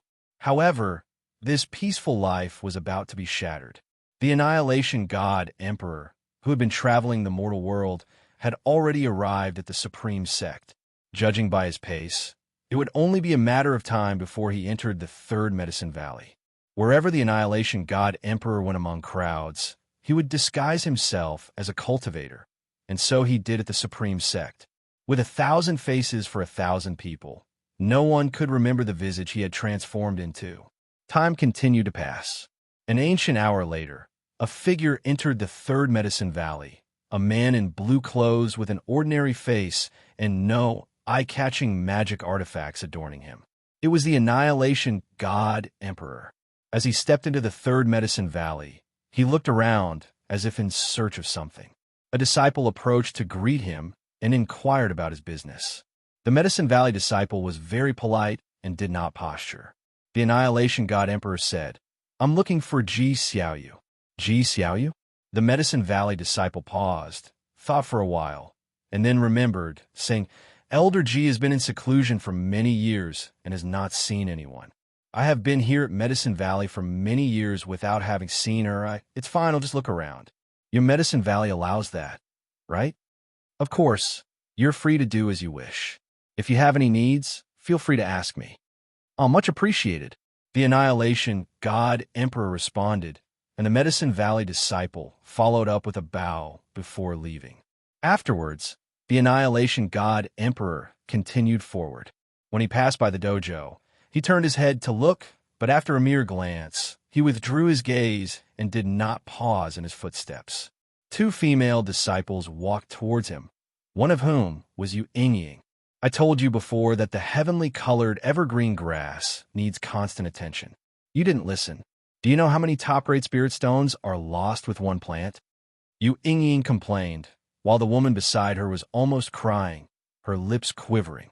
As the Annihilation God Emperor was about to pass by Yu Ying, he suddenly said, "For one facing imminent death, you've managed to live quite tenaciously."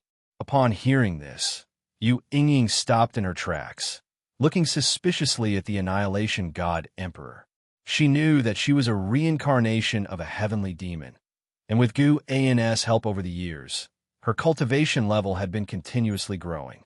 Although not a genius, at least she was far from her lifespan's limit.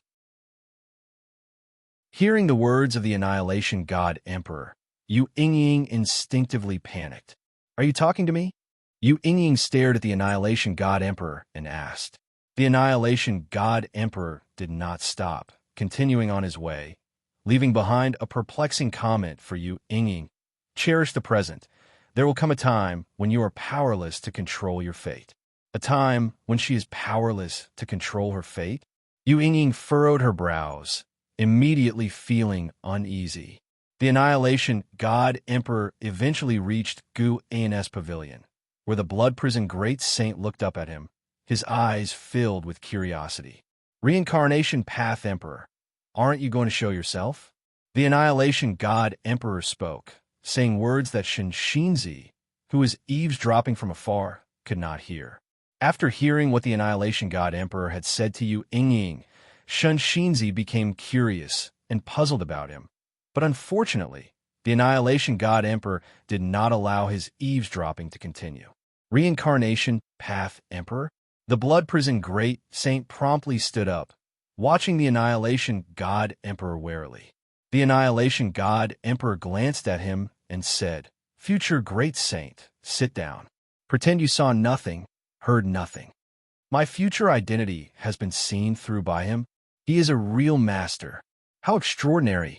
Blood Prison Great Saint's heart raced with excitement as he began to fantasize about his own future greatness. He was not afraid of the Annihilation God Emperor Chaos.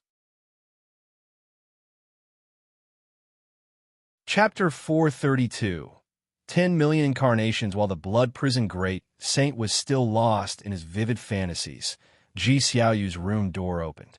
Dressed in black, Ji Xiaoyu stepped out of the house, her gaze settling on the Annihilation God Emperor, filled with doubt. The Annihilation God Emperor's gaze rested on Ji Xiaoyu, his expression remaining calm. At this moment, the Sun and Moon Netherworld Emperor appeared beside Ji Xiaoyu, vigilantly staring at the Annihilation God Emperor. "Who might you be?" the Sun and Moon Netherworld Emperor asked in a deep voice, his eyes betraying a strong sense of wariness. He, strong as a divine, thought, true immortal, couldn't see through the Annihilation God Emperor's cultivation level at all, which gave him the same feeling he got when facing Guin. The Annihilation God Emperor spoke up. "Reincarnation Path Emperor, you should remember me." He completely ignored the Sun and Moon Netherworld Emperor, feeling like the Sun and Moon Netherworld Emperor wasn't worthy of conversation.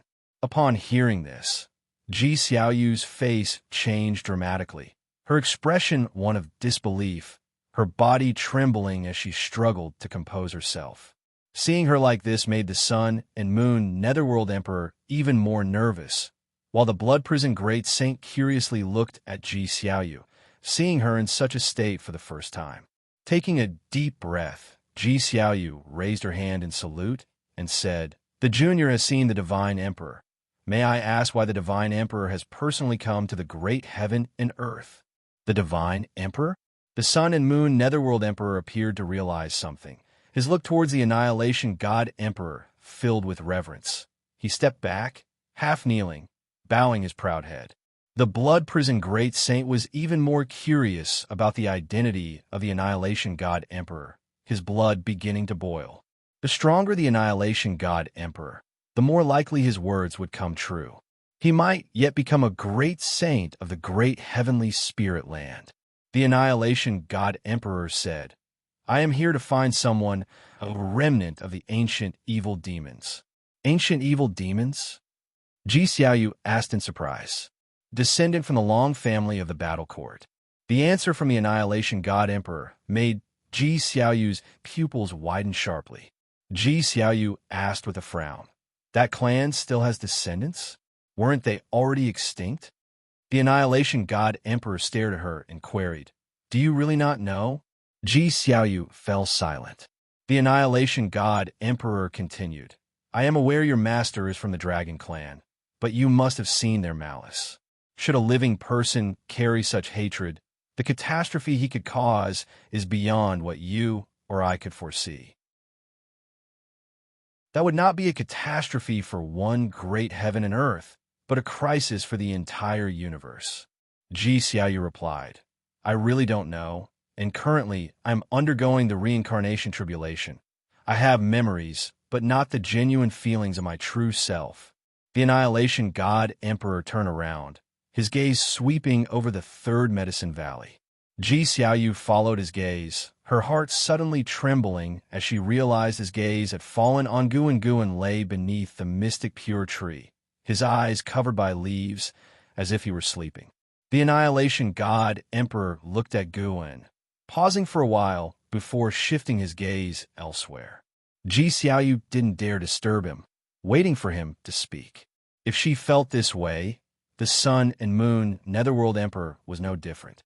After a long time, the Annihilation God Emperor turned his head towards Ji Xiaoyu and said, "Indeed, his aura and causality are nowhere in this land, but I will draw him out.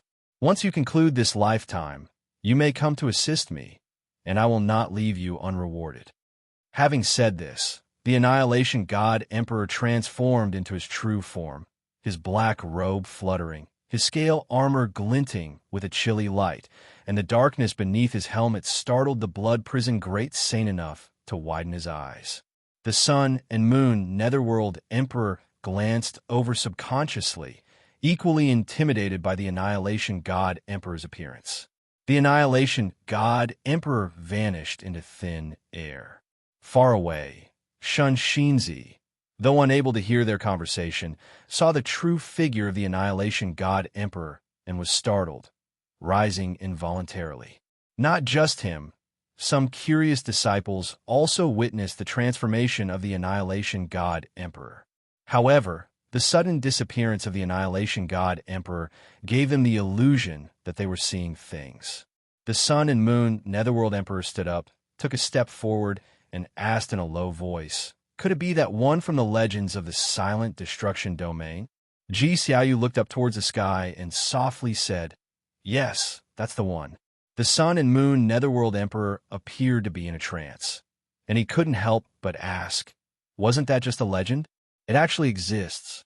Your Majesty, what is your relationship with him?" Ji Xiaoyu replied, "I have once received the inheritance he left behind and communicated with his divine thoughts. He could be considered one of my mentors, and this was also the first time I truly saw him. The one just now must have been only an avatar." "Avatar?" the Sun and Moon Netherworld Emperor exclaimed. "Yes, an avatar. He has countless avatars spread across different worlds, all searching for his own way." Ji Xiaoyu's gaze became distant, as if filled with longing. The Sun and Moon Netherworld Emperor fell silent, equally shaken. The Blood Prison Great Saint, on the other hand, contemptuously thought to himself, why doesn't such a powerful being dare to take a walk in front of the Master? In his view, the Annihilation God Emperor was wary of Guan. Time continued to pass. As dusk approached, Guan sat up. He stretched lazily, having had a very comfortable sleep. He even had a dream, as if he had experienced lifespan samsara. But it was not as real as the memories left by lifespan samsara. This made Guan want to start another round of lifespan samsara. He stood up and walked towards the attic, spotting the white spirit rat on the way, which was looking at him with a plaintive gaze. Guan noticed that one of its legs was twitching, clearly injured. It had been at a disadvantage at Long Qing's place. Fortunately, the breakthrough deepened their path of returning primordial spirit. Guan said with a smile, a smug look on his face. Being cautious was always right. When he arrived at the front of his attic, Ji Xiaoyu walked out from inside. "Let's go up to talk." Ji Xiaoyu came up to Guan and suggested in a low voice. After that, she went up the stairs first, with Guan following behind. Once upstairs, and in the room, Ji Xiaoyu began to cast spells, setting up restrictions around the room to prevent others from spying, even utilizing the power of the primordial Taoist talisman. Is it that serious? Guan feigned surprise. Ji Xiaoyu fixed her gaze on Guan, her eyes complex. Guan touched his face and asked, "What's the matter? Have you awakened memories of your past life? Or rather, have you not gone through reincarnation tribulation at all? Who exactly are you?" Ji Xiaoyu asked softly. Guan laughed and inquired, "Who do you think I am?" Ji Xiaoyu looked at him and said, "You take in orphans and give them the Long surname. Could it be that your real surname is Long?" Suspecting him Long Qing, Guan couldn't help but smile wryly. "Wrong guess. I'm actually the ancestor of the Dragon Clan." Guan shook his head and said, "How could that be? My surname is Gu. Giving Long Qing the Long surname is because he has it on his back. You've known that all along, haven't you?" Ji Xiaoyu responded, "I have known for a long time, but I've also always had my suspicions. It's okay if you don't admit it, and it's best if you never do, because there are beings out there to kill you that have come here. That being is from the ancient legends of the Silent Destruction Domain and may have existed even longer than the Great Heavenly Spirit Land. He is convinced that you are hiding in the Great Heavenly Spirit Land, and he will not rest until he finds you." Guan, resigned, said, "I'm truly not the person you think I am, but I am quite curious about this being you mentioned. Is he very strong?" Chapter 433. Chivalrous Reincarnation. Yang Xian, he is naturally very strong, perhaps the most powerful being I remember, and I don't even know how high his Tao level is, but one thing is certain. If he discovers your true identity, or if you offend him, you won't stand a chance. Ji Xiaoyu looked at Guan and spoke seriously, her tone somewhat cold. Guan didn't get angry, but was surprised as he asked, "That impressive? Do you admire him?" Ji Xiaoyu frowned and said, "How could that be possible? I'm just worried about your safety. He will take action next, and you must practice restraint, avoid revealing yourself, and try not to make a move if possible." "What kind of move could I make? I'm just an ordinary farming cultivator," said Guan with a shrug. The more he acted like this, the more vexed Ji Xiaoyu became, thinking him too arrogant. Seeing her about to erupt, Guan continued, "Don't worry, I know what I'm doing, and am really not who you think I am." Ji Xiaoyu calmed her emotions and said, "It's good as long as you understand."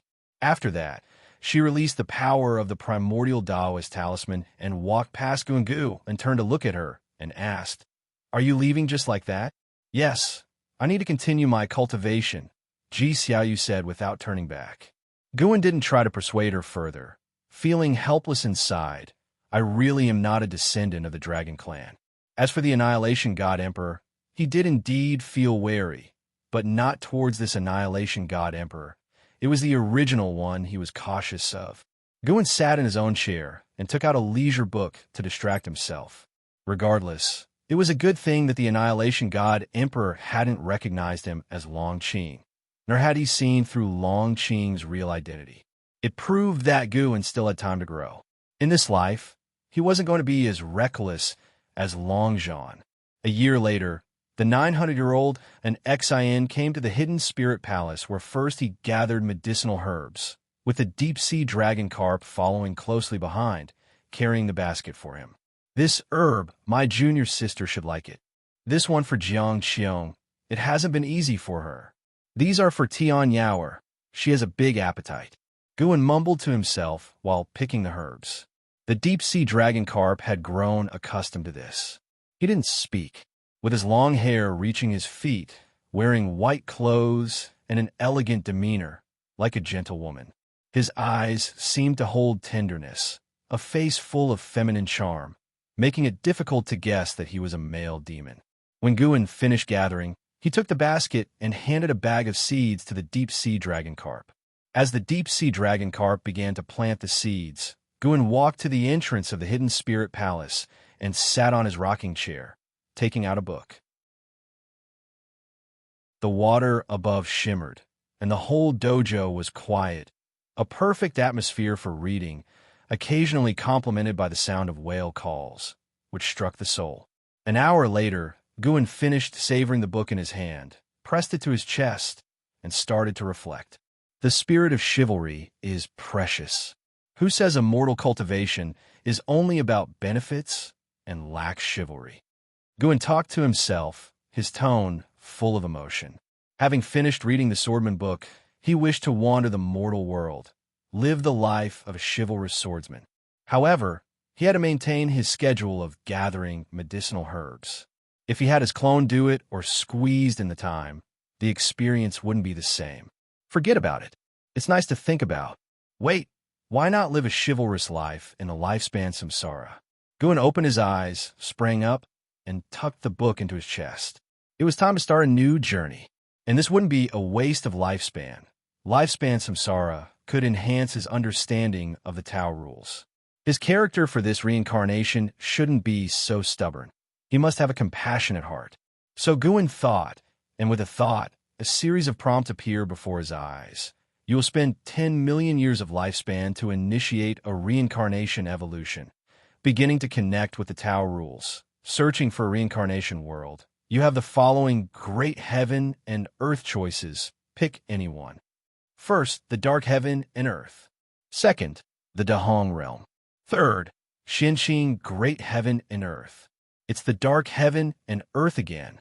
Guin really wanted to try his luck with the Black Profound Emperor, but his intuition told him that if he chose Black Profound Emperor this time, the Black Profound Emperor would surely be even more terrifying. Forget it. There's no need to mess around. Since he had chosen a life of chivalry, he should choose a world of lesser strength. Guin thought that the Dahong realm should be weaker than the great heaven and earth. Let it be the Dahong realm. You choose to reincarnate in the Dahong realm. Given that the Tao rules of this world cannot conceal your talent, you will retain the ability to seize lifespan, but you cannot activate the phased functions. Reincarnation evolution begins. In the first year, you were born inside the purple micro-immortal mansion, and you were named Yang Xian by your parents. At the age of 5, your father began to teach you the ways of immortal cultivation. That day, you demonstrated exceptional insight, stunning the purple micro-immortal mansion. At the age of 8, you mastered your family's swordsmanship to great success and comprehended sword intent. At the age of 12, when the purple micro-immortal mansion hosted a banquet for cultivators from various sects, you met an old man who said you had an extraordinary life grid and wanted to tell your fortune. Will you choose to agree? Wow. Why is there another person trying to tell fortunes? Guin could hardly bear to let the other party suffer a loss, so he chose no. You refuse to let the other party tell your fortune. The person feels somewhat disappointed and bids you farewell. At the age of 15, you condensed a golden core with sword intent within. Becoming an unmatched prodigy, the purple micro-immortal mansion hadn't encountered in 10,000 years. At the age of 17, you were sent by the purple micro-immortal mansion to the 10,000 sword immortal ridge. On the way, you encountered someone being attacked by a demon cultivator, whose wife and children had already been slain. You felt compassionate, but the elder accompanying you advised you not to interfere too much. Will you choose to intervene and save them? Here it comes. Time to kick off the immortal chivalrous life. Save them. Ignoring the elder's advice, you forcefully step in. The attackers are relentless and even start to besiege you. Out of desperation, you execute your swordsmanship, slaying the demon cultivator leader and accidentally seize 87 years of lifespan, marking a turning point in your destiny. Here it comes. Guin had been wondering why there had been no prompt about seizing lifespan. It turns out this kid had never taken a life. Only at the age of 17 did he discover the ability to seize lifespan, indicating he truly had a heart of great kindness. Guin also grew curious. Could it be that before starting the lifespan samsara, what he had in mind could determine the nature within the reincarnation? That's quite possible. In his previous reincarnation evolution, he had thought about surviving as much as possible, so his character in the reincarnation was more paranoid. At the age of 18, you arrive at the 10,000 sword immortal ridge, where you stand out among the thousands of trialists, and you obtain your first immortal sword in this life, Jinghong. At the age of 19, after contemplating the sword intent of 10,000 Sword Immortal Ridge, you gain the appreciation of the ancestor of 10,000 Sword Immortal Tao, who wishes to take you as his disciple. Will you choose to agree? Definitely agree. What's there to hesitate about? Start getting stronger. Guan thought this and made his decision immediately. You choose to be apprenticed to the ancestor of 10,000 Sword Immortal Tao. You receive his instruction, and you begin to delve into the 10,000 Sword Immortal Tao. At 21, you finally step into the 10,000 Sword Immortal Tao. All of the swords in the 10,000 Sword Immortal Ridge tremble for you. The ancestor is very satisfied with you and starts to personally train you in swordsmanship. Wait a minute. Chapter 434 Sword Tao Life. Although it was impossible to determine Yang Xian's realm from the hints, he seemed very strong. Most importantly, he was only 21 years old. Guan contemplated as he read the information. He even felt that the Dahong realm was stronger than the usual great heaven and earth, casually decorated with the word immortal. At 25, your master, the founder of the 1,000 Swords Immortal, summoned you alone. The message read.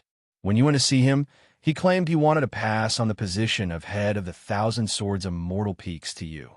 If you accept the chief fortune of the 1,000 Swords Immortal Peaks, you will be able to command all the immortal swords, divine swords, and treasure swords there, and even gain longevity, but the price is the loss of your freedom. Do you choose to accept the position? Lose my freedom? No way. No. Guan immediately refused. In this life, he intended to experience the life of a chivalrous hero, not to pursue longevity. And what about the reincarnation Bodhi's original self, if it obtained longevity? You refuse the position of head of the 1,000 Swords Immortal Peaks.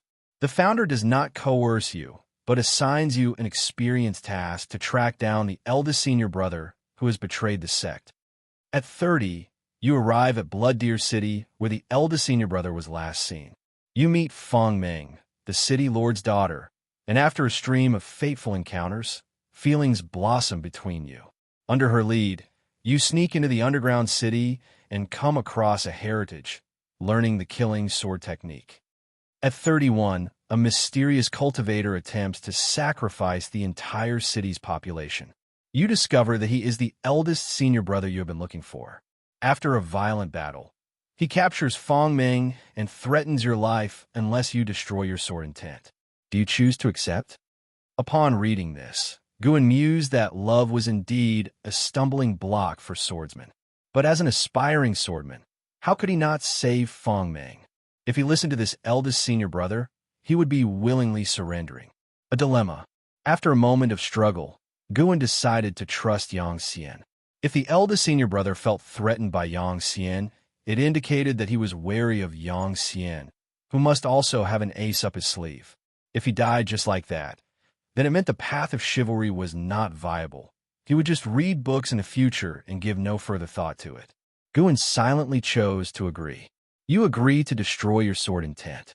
You dissipate the sword intent within you and sustain serious injuries.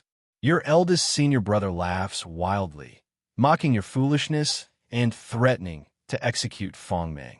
At the critical moment, your master, the founder of the 1,000 Swords Immortal, acts. Using his finger as a sword from millions of miles away, he instantly kills your eldest senior brother. Enduring the pain, you catch Feng Meng as she falls from the sky. At 32, as you are contemplating the sword Tao in the courtyard, Feng Meng visits you. She confesses her true feelings, wishing to marry you and for you to inherit her father's legacy and walk the path of immortal cultivation again. Do you choose to accept her? No, never marry. Without hesitation, Guan made the decision on behalf of Yang Xian. If the original self has not married, what right do you have? You reject Feng Meng's heartfelt proposal, leaving her deeply hurt. That night, you secretly leave Blood Deer City and pursue your own sword Tao. The subsequent hints were all about traveling and performing chivalrous deeds. Yang Xian did not return to the 1,000 Swords Immortal Peaks. nor did he go back to the purple Immortal mansion. Seeing Yang Xian walk the path he wished to, Guan felt gratified. Yang Xian was more obedient than the previous reincarnation bodies. At 40, based on your years of acting heroically, you earn a good reputation, but you still cannot recondense sword intent, nor can your Dao level grow. You find yourself in a quandary, uncertain whether to engage in a killing tribulation, executing those extremely vicious to seize their lifespan and thereby restore your sword Dao. Do you choose to undertake the killing tribulation? Kill extremely vicious people. What's there to hesitate about? Guan felt that taking lifespan did not conflict with being heroic. Being a hero didn't mean killing no one. What he had to do was to punish evil and promote good. You choose to undertake the killing tribulation, but another voice within cautions you, placing you in another dilemma. Voices urge you to take up the butcher's knife, warn you of the Demon King's initial intentions, and in the end, you choose not to engage in the killing tribulation, remaining true to your Taoist heart. In the esoteric process, you sense a wisp of sword intent close to you, yet invisible and intangible. It actually resists my choice. For the first time, Guan encountered such a situation. Fortunately, Yang Xian had his own realizations, which made Guan even more hopeful. At 41, while saving someone, you are severely injured by a great cultivator. You flee into the river and drift down into an isolated island, where you find an abandoned bamboo tower to recover. At 43, having observed the mist in the forest for a long time and contemplating the natural world, you begin to create your own swordsmanship. At 45, you founded 1,000 forms of swordsmanship, reconvened your sword intent, and you welcomed the path enlightenment. At 48, your achievement in the sword Dao surpassed what came before. Every blade of grass and tree seemed alive with intent, as did the mountains and rivers, and you embarked on a path of the sword Dao that belonged only to you. At the age of 50, a youth stumbled upon your island, mistaking you for an immortal and wishing to take you as his master. As soon as he arrived, the bamboo swords you crafted quivered, and you sensed a sword intent from him, realizing he was the innate sword intent the sword immortal ancestor spoke of, a person naturally suited for sword practice. Did you choose to take him as a disciple? Innate sword intent? Is it that formidable? Without much thought, Guan chose to agree. Taking a disciple was not a bad thing. After all, he himself had taken disciples. Every choice brings both fortune and misfortune. As long as he did not resist in his heart, willingness was sufficient. You chose to take the youth as a disciple, hearing that he was raised by bandits and had no real name. Thus you named him Yang Pingon. At 52, Yang Pingon had mastered all your sword techniques, but he could not yet perceive sword intent, nor could he refine his own. Moving on, Yang Pingon's name appeared in every prompt. Yang Xian advanced his own understanding of the sword Dao while observing Yang Pingon's cultivation. Guan was astonished. The natural talent of Yang Pingon in the sword Dao was truly exceptional, even exceeding Yang Xian's by some measure. At 60, your sword Dao reached even greater heights. That year, Yang Pingon desired to leave the island to gain experience. Did you choose to allow him to leave? No, having only practiced for a few years. With such little skill going out, is he seeking death? You disagreed with Yang Pingon's departure. Dissatisfied, Yang Pingon thus agreed to the rule you set. He could leave to gain experience only after he defeated you. He dedicated himself to intensive cultivation. Reading this prompt, a bad premonition suddenly arose in Guan's heart. Could it be that master and disciple will turn on each other later? As Guan pondered, he watched the incessant flow of prompts before him. It was still about cultivation, yet now included the challenges from Yang Pingon. Every 5 years, Yang Pingon would challenge Yang Xian, and according to the prompts, both master and disciple were growing rapidly. At 100, you once again ascended a step in your sword Dao, and your consciousness peered into the sword Dao river. You saw figures standing upon the river, and yearning for it, You drew closer only to encounter one of the figures swinging a sword at you, damaging your sword dowel. Your consciousness retreated back to your body, and you found your sword intent temporarily dispersed, with your internal spiritual power also depleted. At this moment, your disciple Yang Pingon came to challenge you. Did you choose to consent to his challenge? Such terrible timing. Guan wanted to refuse, but on second thought, refusing meant showing weakness. Yang Pingon likely harbored no intent to kill him. It will be a good test of Yang Xian's true strength.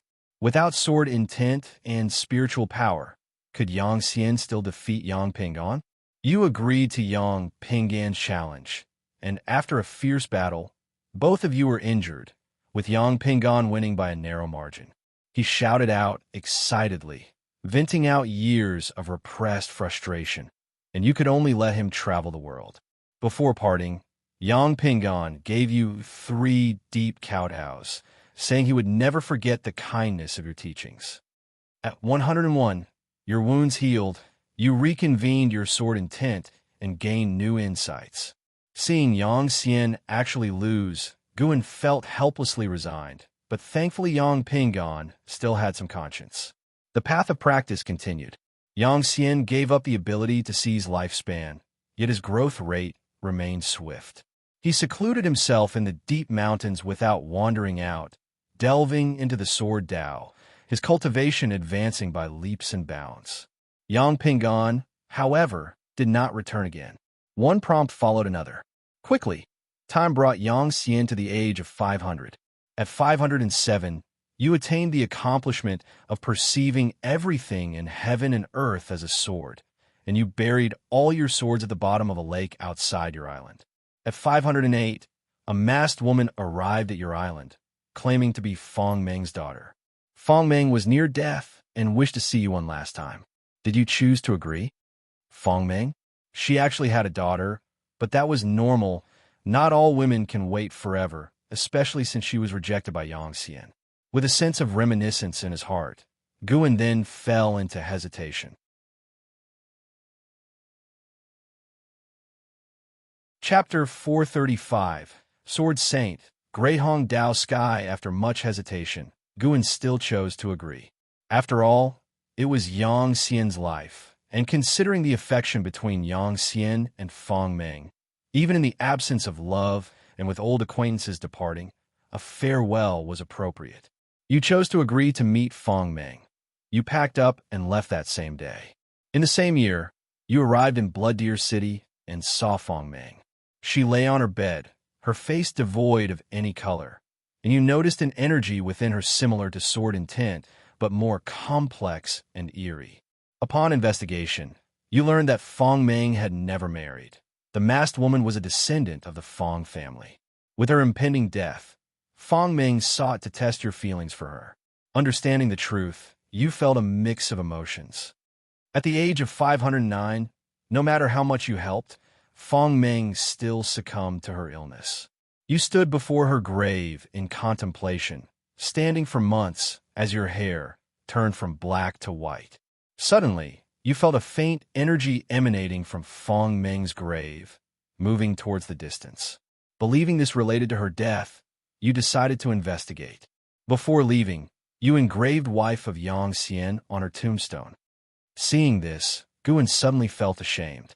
Had he originally agreed to marry Fong Meng, would the outcome have been different? The reminder for reincarnation continued. The mysterious energy moved slowly, and along the way, Yang Xian avenged evil and promoted good.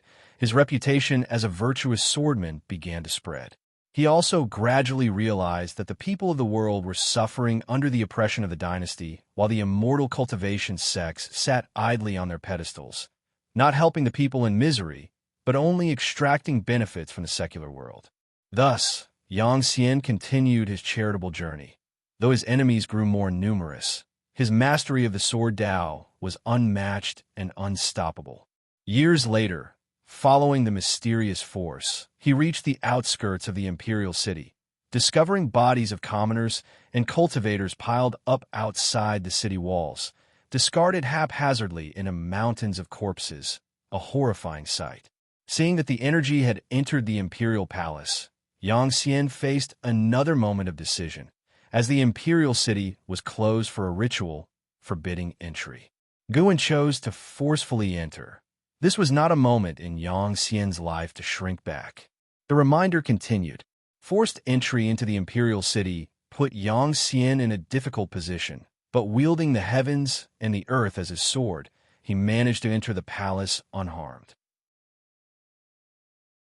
He discovered the source of that energy, the national master of the dynasty, who devoured others' life energy with a miracle skill, including that of Feng Meng, whom he had met briefly.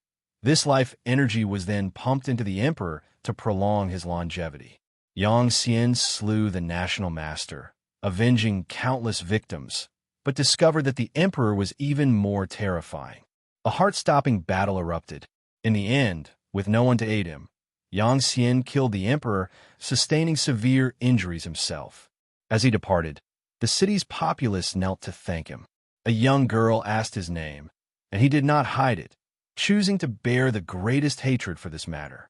Murderer of the emperor, Yang Xian. The following year, Yang Pingan returned to a small island in the mountains to recover and continue his understanding of the Sword Tao.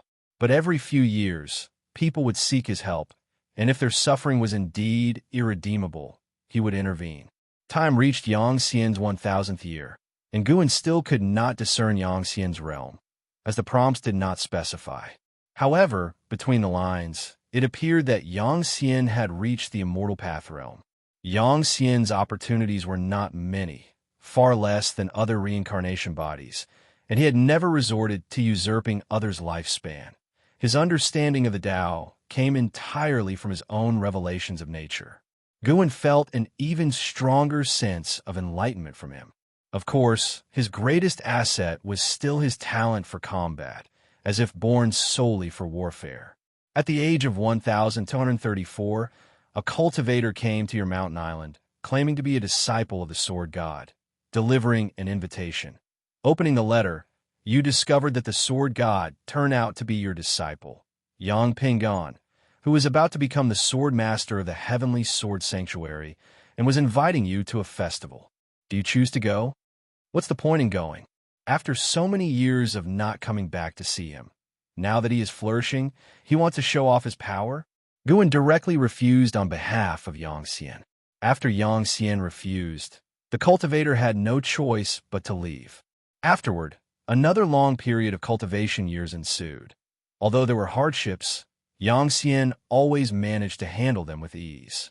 More and more place names and power names appeared in the hints, which also indicated that Yang Xian's fame was constantly rising. During this period, there were also women who admired Yang Xian, all of whom were refused by Guan. 5,000 years later, someone came to visit Yang Xian, pronouncing his current title, Sword Saint. This title not only praised his strength, but also celebrated his deeds and spirit. No matter how high his cultivation level, Yang Xian preserved his original intentions. When those in suffering sought him out, he would help without asking for anything in return. He had slain a great demon that shocked the world, exposed the evil plans of a reputable sect, and even stopped the demon path from massacring the people of the dynasty. His deeds were widely known and had become legendary. At the age of 9,999, after meditating for 10 years, you finally attained enlightenment, transformed your golden core into a primordial elixir, and achieved the carefree Taoist skill. Wow, a carefree, primordial, immortal, not even 1,000 years old? What kind of talent is this? Yang Xian didn't possess vast immortal cultivation resources and didn't even have a great power, often giving him guidance. Yet he cultivated so quickly. After becoming a carefree, primordial immortal, Yang Xian could do even more. He even came into contact with the greatest evil of the Dahong realm, the Hong Dao Heaven. This was the strongest force in the Dahong realm, located above heaven and earth, like an immortal overseeing all living beings. They took mortal spirits as food, indiscriminately plundered the Dao level of cultivators, all while remaining excellently concealed. Even if someone knew, those with knowledge dare not speak out. Yang Xian was approached by a cultivator whose family had been slaughtered by the Dahong Dao Heaven for help. Thus, he learned of their heinous acts. Although Dahong Dao Heaven possessed a power surpassing the 9 heavens of the immortal path, and he could not shake them, he still chose to help the seeker of revenge and executed the carefree primordial immortal of Dahong Dao Heaven. Decades later, the Dahong Dao Heaven sent people to recruit him. Knowing his character, Guan helped him decline the invitation from the Dahong Dao Heaven. After that, great cultivators occasionally attacked Yang Xian. He repelled them one by one, until he finally faced suppression by a mysterious great power. Due to the vast difference in cultivation levels, Yang Xian was struck into the mountains by a single hand of his opponent. At the critical moment, a sword light cut through heaven and earth and saved Yang Xian. It was none other than his first mentor, the sword ancestor of 10,000 swords. The sword ancestor of 10,000 swords rescued Yang Xian and took him out of the Dahong realm to hide in a secluded minor heaven and earth. The sword ancestor of 10,000 swords warned Yang Xian never to oppose the Dahong Dao Heaven again, as he could not protect Yang Xian if he truly angered the Dahong Dao Heaven.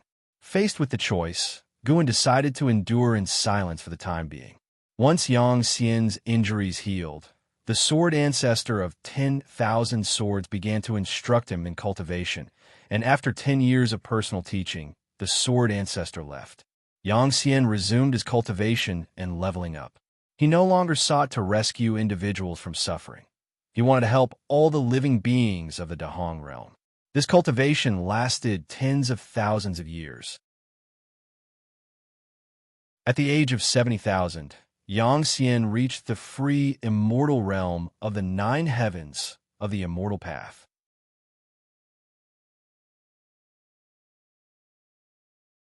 Chapter 436. Achieving Sword Dao, Saint Ancestor, a free immortal of 70,000 years, achieved his realm through meditation and cultivation. Impressive indeed. Guan was even more excited about Yang Xian's future, wondering if he could surpass the free immortal realm and overcome the death tribulation that awaited according to past experiences. After reaching the free immortal realm, Yang Xian returned to the Dahong realm. Along his journey, he met several cultivators from the Dahong realm and learned about the situation there. For thousands of years, every millennium, the Dahong Dao Heaven would cleanse a region with blood. There were less than 100 regions in the Dahong realm, and now its cultivators were wary of the Dahong Dao Heaven and started to establish their dojos in outer heaven. After parting ways with those cultivators, Yang Xian returned to the Dahong realm alone. He first visited his birthplace, the Ziwei Immortal Mansion, only to find it annihilated by the Dahong Dao Heaven long ago. The once familiar land was desolate, with just a few broken walls remaining of the Immortal Mansion. Hatred for all living beings combined with personal vengeance. Even Guan was concerned for the Dahong Dao Heaven, questioning whether Yang Xian would embark on a slaughter. Although the Dahong Dao Heaven had beings that transcended the 9 heavens of immortal path, Yang Xian also had the ability to evolve his lifespan, yet he chose not to use it. The following year, Yang Xian went to the site of the former Blood Deer city. He could no longer find Fong Meng's bones, and the city had vanished over time, leaving no trace behind, as though that memory was a figment of his imagination. Yang Xian decided to draw his sword against the Dahong Dao Heaven. 2 years later, Yang Xian descended upon the Hongtian realm of the Dahong Dao Heaven, intending to destroy its chi fortune and dissolve it. For this, he faced an ambush by the Dahong Dao Heaven. During the fierce battle, Yang Xian continuously improved his sword Dao achievement, making Guan suspect that he had used his lifespan evolution ability. The free immortals of the Dahong Dao Heaven were alarmed. 10 free immortals besieged Yang Xian, but he held his ground, wielding the world's essence as his sword, casting a brilliance that shook the ancient and modern world, even harnessing the power of the Sword Dao River. The Sword Dao River, like the River of Destiny and the River of Time, was a manifestation of the Dao. Mortal spirits could not fathom it, It represented the condensed power of the Sword Dao. Boosted by the Sword Dao River, Yang Xian eliminated the physical bodies of the 10 free immortals in one strike, forcing their divine souls to flee in disarray. Just as Yang Xian was about to destroy the foundation of the Dahong Dao Heaven, an ancient being from it descended, a being who surpassed the free immortals, leaving Yang Xian to fend off the attacks as best as he could. When Yang Xian was nearly overwhelmed, the Sword Saint ancestor arrived to aid him and ultimately fell. Yang Xian, in utter fury, awakened his sword heart to a divine level, making heaven and earth tremble. Guan, looking at the prompt before him, could already imagine how dire the situation had been. A battle of free immortals against a Taoist hidden immortal. Without the protection of the Sword Dao River, Yang Xian, no matter how strong, would have met his demise. But this time was different from the past. Yang Xian had an ally. After tens of thousands of years, his disciple Yang Pingon appeared to help. Remarkably, Yang Pingon had also become a free immortal. Together, teacher and student united in their Sword Dao, critically wounded the old ancestor of the Dahong Dao Heaven and forced him to flee beyond the heavens. In the end, Yang Xian and Yang Pingon together destroyed the foundation of the Dahong Dao Heaven. The heavenly Dao sensed their action, and grand heavenly Dao merit fell upon them. Their cultivation levels skyrocketed, and they both condensed Tao fruits. Taoist hidden immortal, a Taoist hidden immortal of less than 100,000 years, and moreover, a teacher and student duo. Guan was deeply moved. If he had not taken Yang Pingon as his disciple back then, Yang Xian would likely have died at the hands of the Dahong Dao Heaven. The chief fortune of the Dahong Dao Heaven dissipated. Its followers scattered and fled. The news spread far and wide. The names of the Sword Saint and Sword God resonated across the world, becoming legends of the Dahong realm. Afterward, Yang Xian chose to leave the Dahong realm.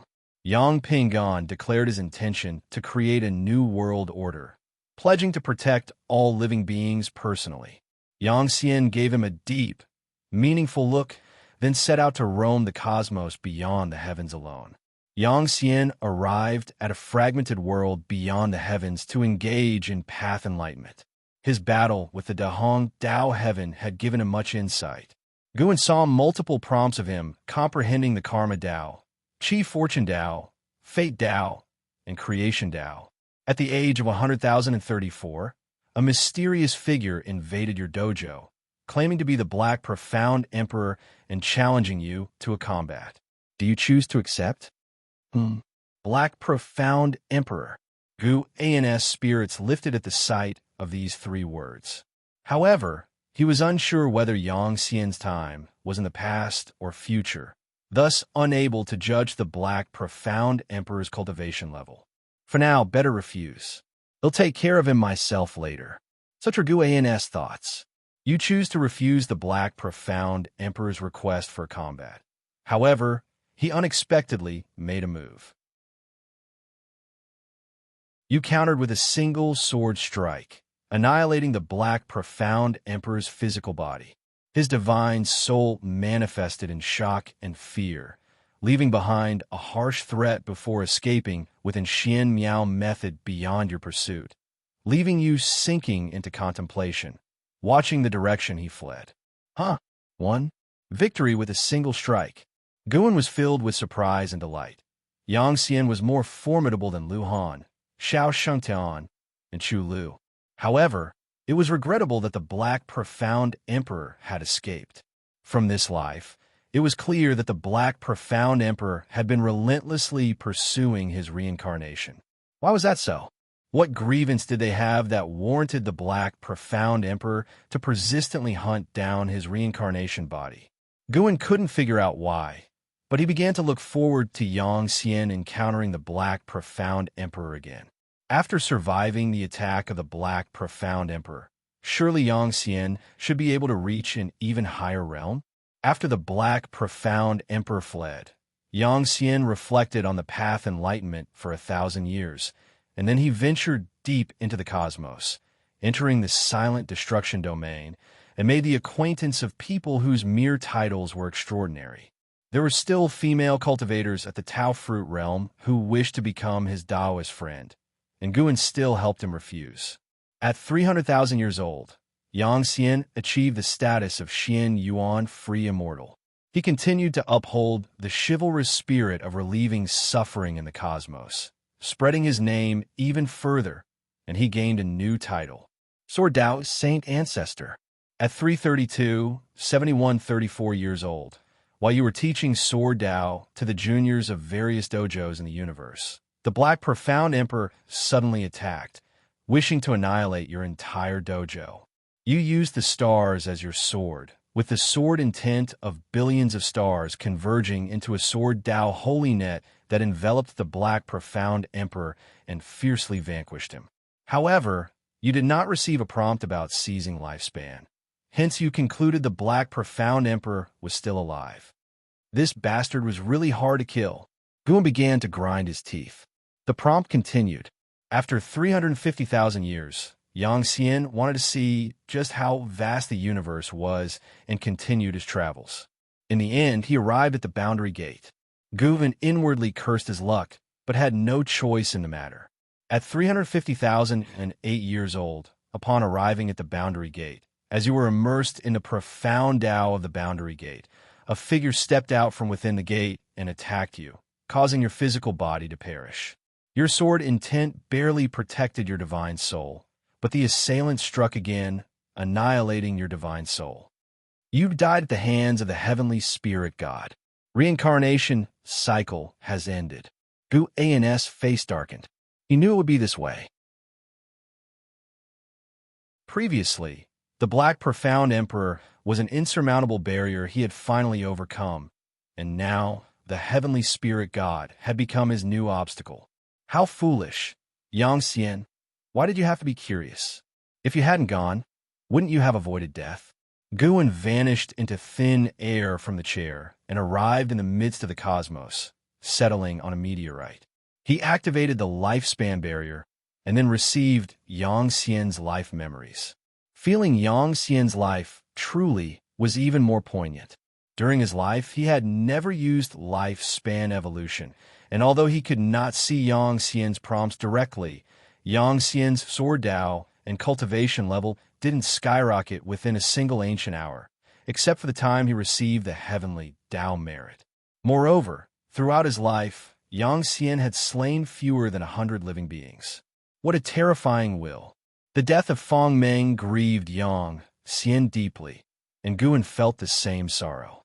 The obliteration of the purple micro-immortal mansion and the fall of the Wan Sword Immortal ancestor also caused Guan distress, but did not dampen his spirits.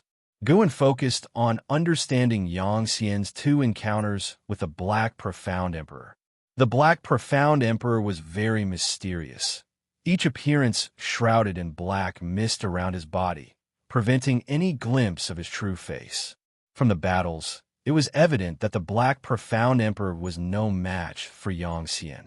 But Yang Xian was no match for the heavenly spirit god either. It's worth noting that, moments before his death, Yang Xian left behind some items, sparking some expectation within Guan. He wondered if he would ever come into contact with those remnants.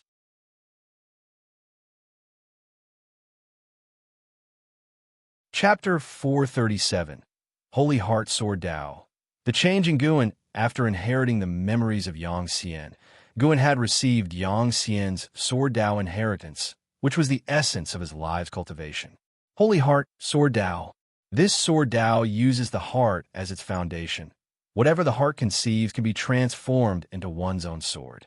Flowers, grass, trees, and woods can become swords. Mountains, rivers, seas can become swords. All living beings can become swords. The sun, the moon, and the stars can become swords. Yang Xian even wanted to turn the 3,000 Great Dao into his swords, but his Sword Dao had not yet truly reached the level of the Great Dao, so it was only a conceptual idea for now. By the time Guan had fully accepted Yang Xian's memories, he opened his eyes, and a day had gone by. It seemed like only a day, but he had experienced a reincarnation. Those memories were so intense that they felt as if he had lived them firsthand. He was Yang Xian, but he was not entirely Yang Xian. To put it precisely, Yang Xian was just a part of him, Guan, and this feeling was very mystical. Yang Xian brought Gu, and not only the Holy Hearts or Tao, but also a profound understanding of the many great Tao. Even Gu and was amazed by Yang Xian's perceptiveness. Without utilizing the evolution of lifespan, Yang Xian's understanding of the great Tao was deep, stronger than other reincarnation bodies. Guan checked the lifespan consumed by the lifespan barrier, which wasn't too much, stood up, and in one step, returned to the hidden spirit palace. Deep-sea dragon carp was cultivating.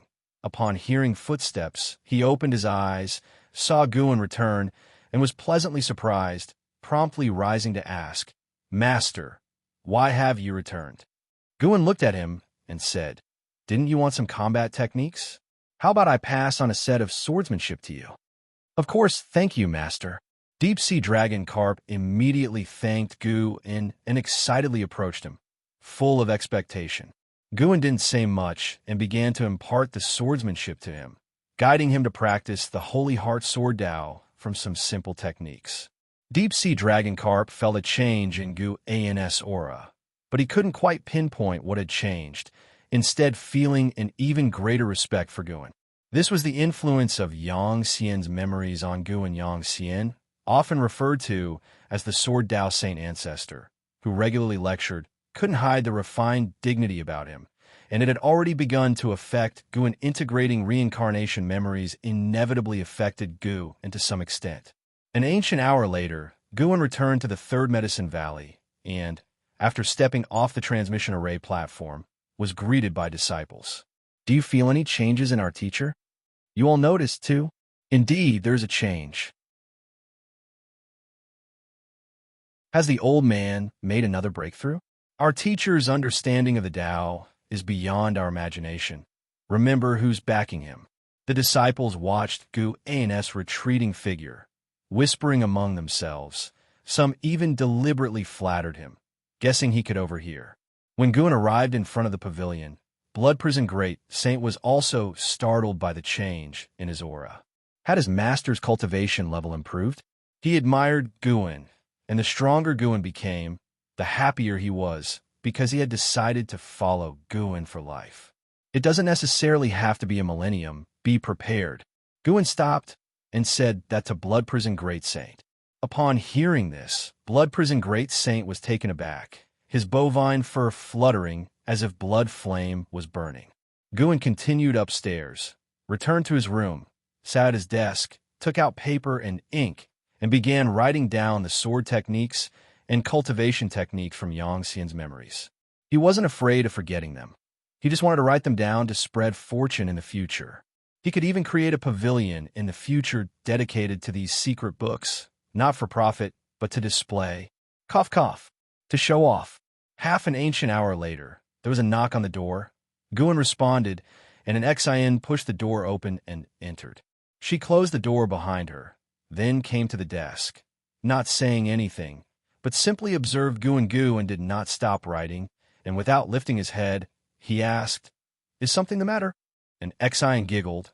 "I heard that Master's temperament has undergone some changes, and everyone is speculating that you've had a breakthrough. So I came to see for myself." "Indeed, you've changed, seeming even more like a great power than before." Guan smiled, but did not respond. Suddenly, he thought of Yang Xian's experiences and asked, "Do you ever harbor affection?" An Xian paused, puzzled. She asked, "Harbor what affection? There is no one in Medicine Valley who could stir mundane desires in me, and I will never fall into a calamity of emotions in my life. My senior brother once told me that his biggest regret was getting emotionally involved with someone, which hindered his progress, yet would pain him to abandon it. I will never allow myself to fall into that situation." And Shantian and the later generations of the Yin family were still harboring grievances against An Hao, making an Xian even less inclined to marry and have children. Moreover, she was cultivating immortality and would not be swayed by the instincts of flesh and blood. She was happy as she was and truly did not crave love. Guan looked up at her, and, seeing that she was not just giving lip service, he smiled.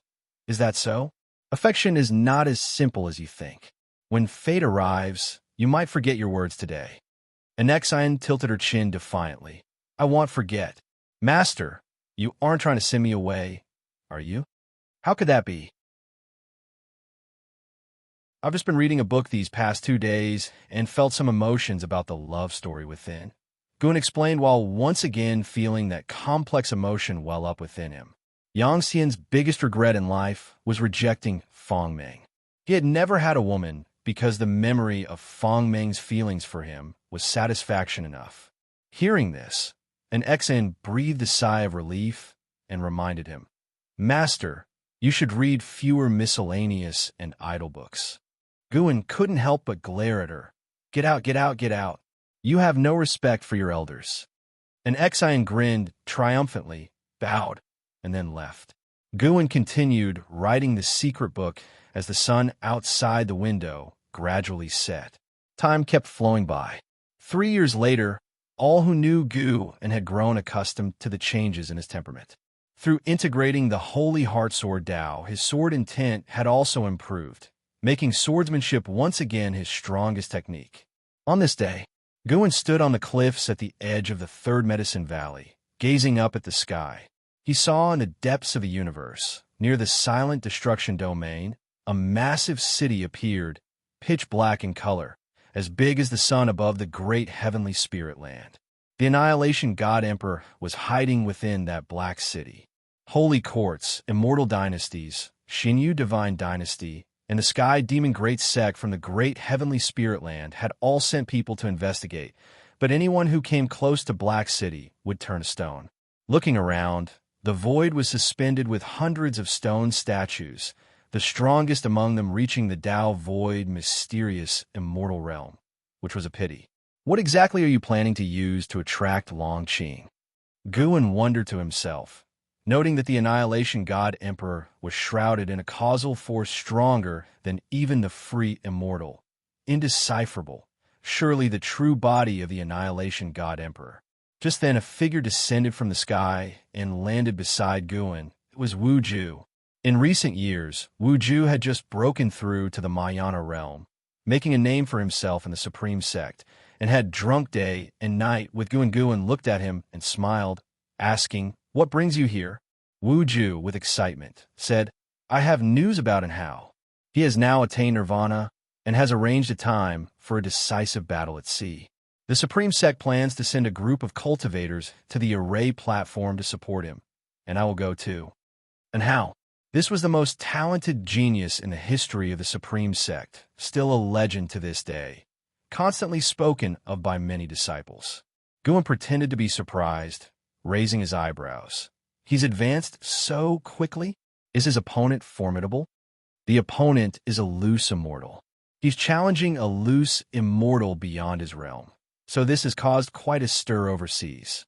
Your disciple and Xian has a good relationship with him. Do you want me to pass on a message?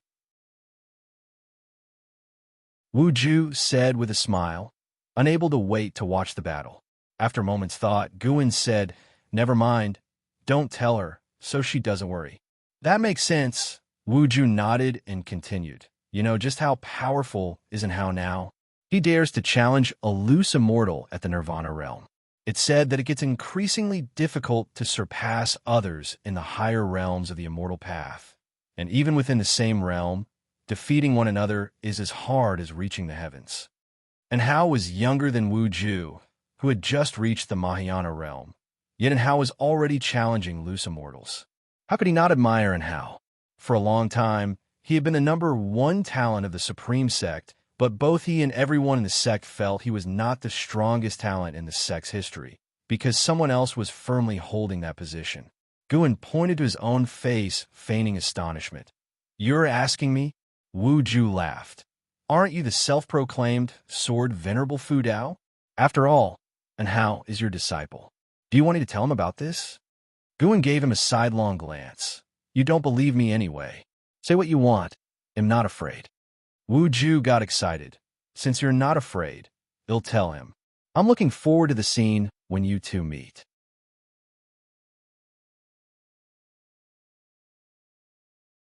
Chapter 438. Dahong Sword Heaven Wu Ju argued with Guan for a while before leaving in a hurry. Today, the Supreme Sect had just received news, and because the journey was long, he had to leave immediately. The Hall of Elders of the Supreme Sect was also anticipating an house strength, so the arrangements were made urgently.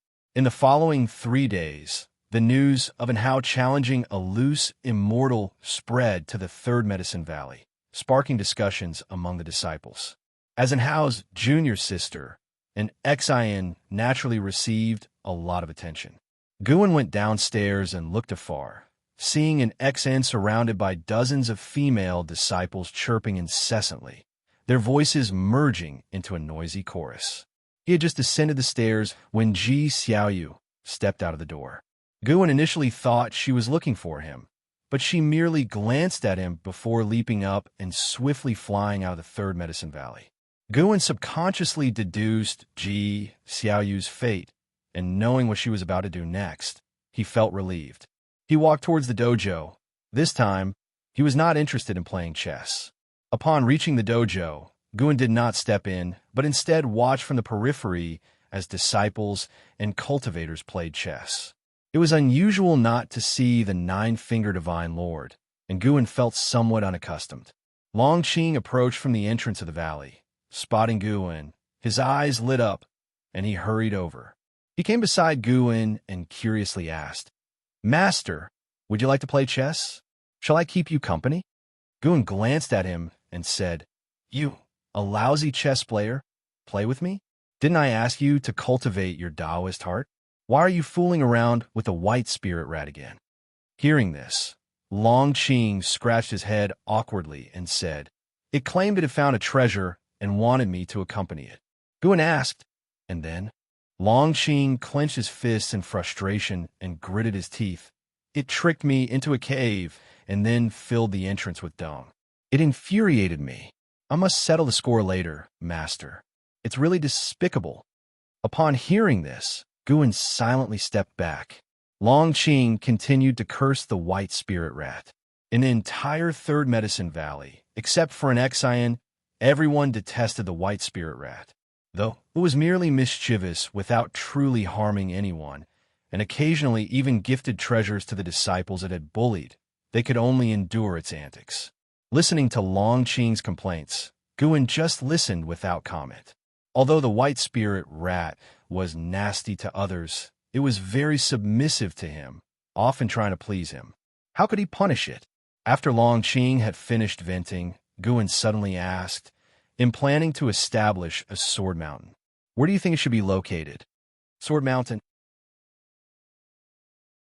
Long Qing was stunned, his face showing surprise.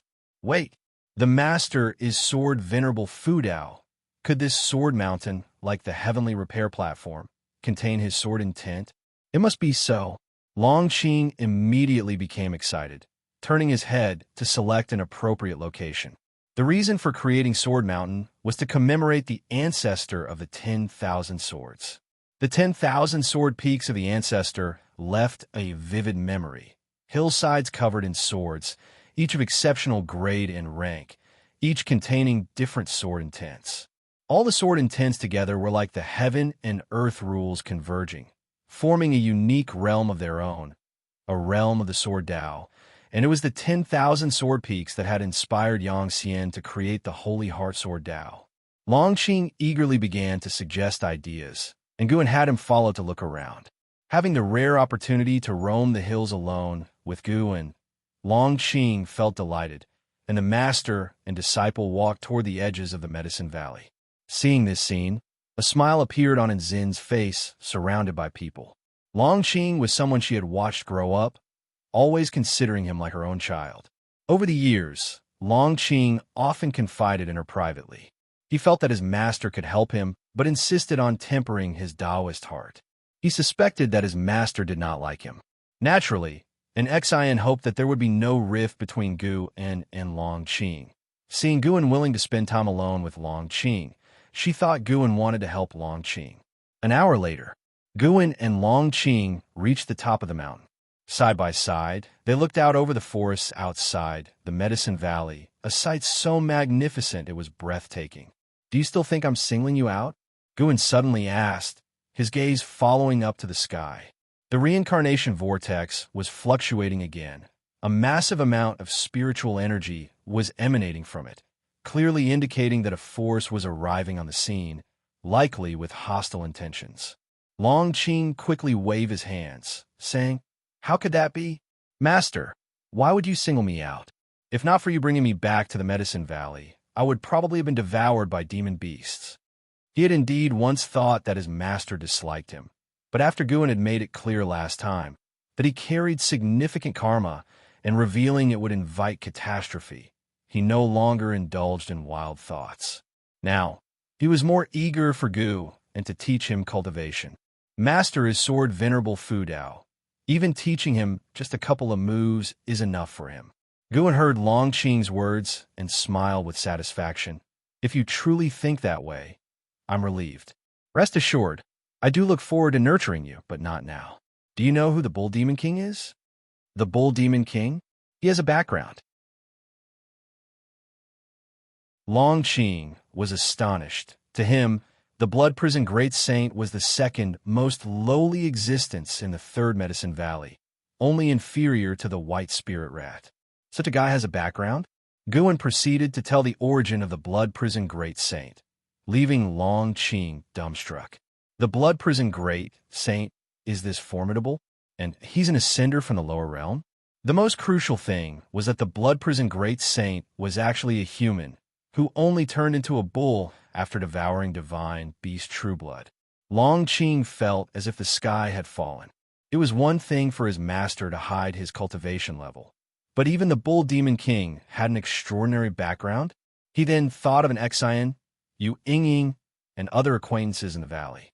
Could they all have backgrounds or hidden strengths? The Blood Prison Great Saint has to be a bull for 1,000 years, and he has already endured most of that time, Guin said profoundly. Long Qing's expression kept changing. After pondering for a while, he took a deep breath and said, "Master, I understand now. I am indeed very lucky. I really should settle down. I've been too impatient. Your second master treats you well. When you have time, you can sit in meditation with him to calm your mind." Guin continued, his gaze shifting towards outer heaven. Along with a large number of figures flying out of the reincarnation vortex, both the Holy Court and the Immortal Dynasty could no longer sit idly by and began to join forces to block them. Over the years, they had been fighting the Xianyu Divine Dynasty and the Sky Demon Great Sect. The Xianyu Divine Dynasty and the Sky Demon Great Sect had become increasingly strong, making it difficult for the Holy Court and the Immortal Dynasty to defeat them. This made the world situation more chaotic. Although the world is difficult, it is only the lowly beings who suffer.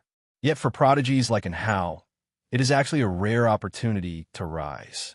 They could gain fame and fortune more easily. Master, what are you looking at? Is there another movement in outer heaven? Long Qing suddenly asked curiously. Although he had never left the Taitsong continent, he knew that outer heaven was much bigger and even had heavenly demons descending to the mortal world. With his master's ability, he must be able to see what's happening in outer heaven. Guin replied, "The reincarnation opened by Yuanshu ancestor is connected to many places similar to the great heavenly spirit land. Now forces from other lands have arrived, and the Holy Court and the Immortal Dynasty are blocking them. A great battle is likely to erupt." Upon hearing this, Long Qing's eyes widened. There are many places like the great heavenly spirit land? Why do they have to come here? Who knows? Guin casually answered. His eyes showed a slight change. This mysterious force from the reincarnation vortex actually had a connection with him.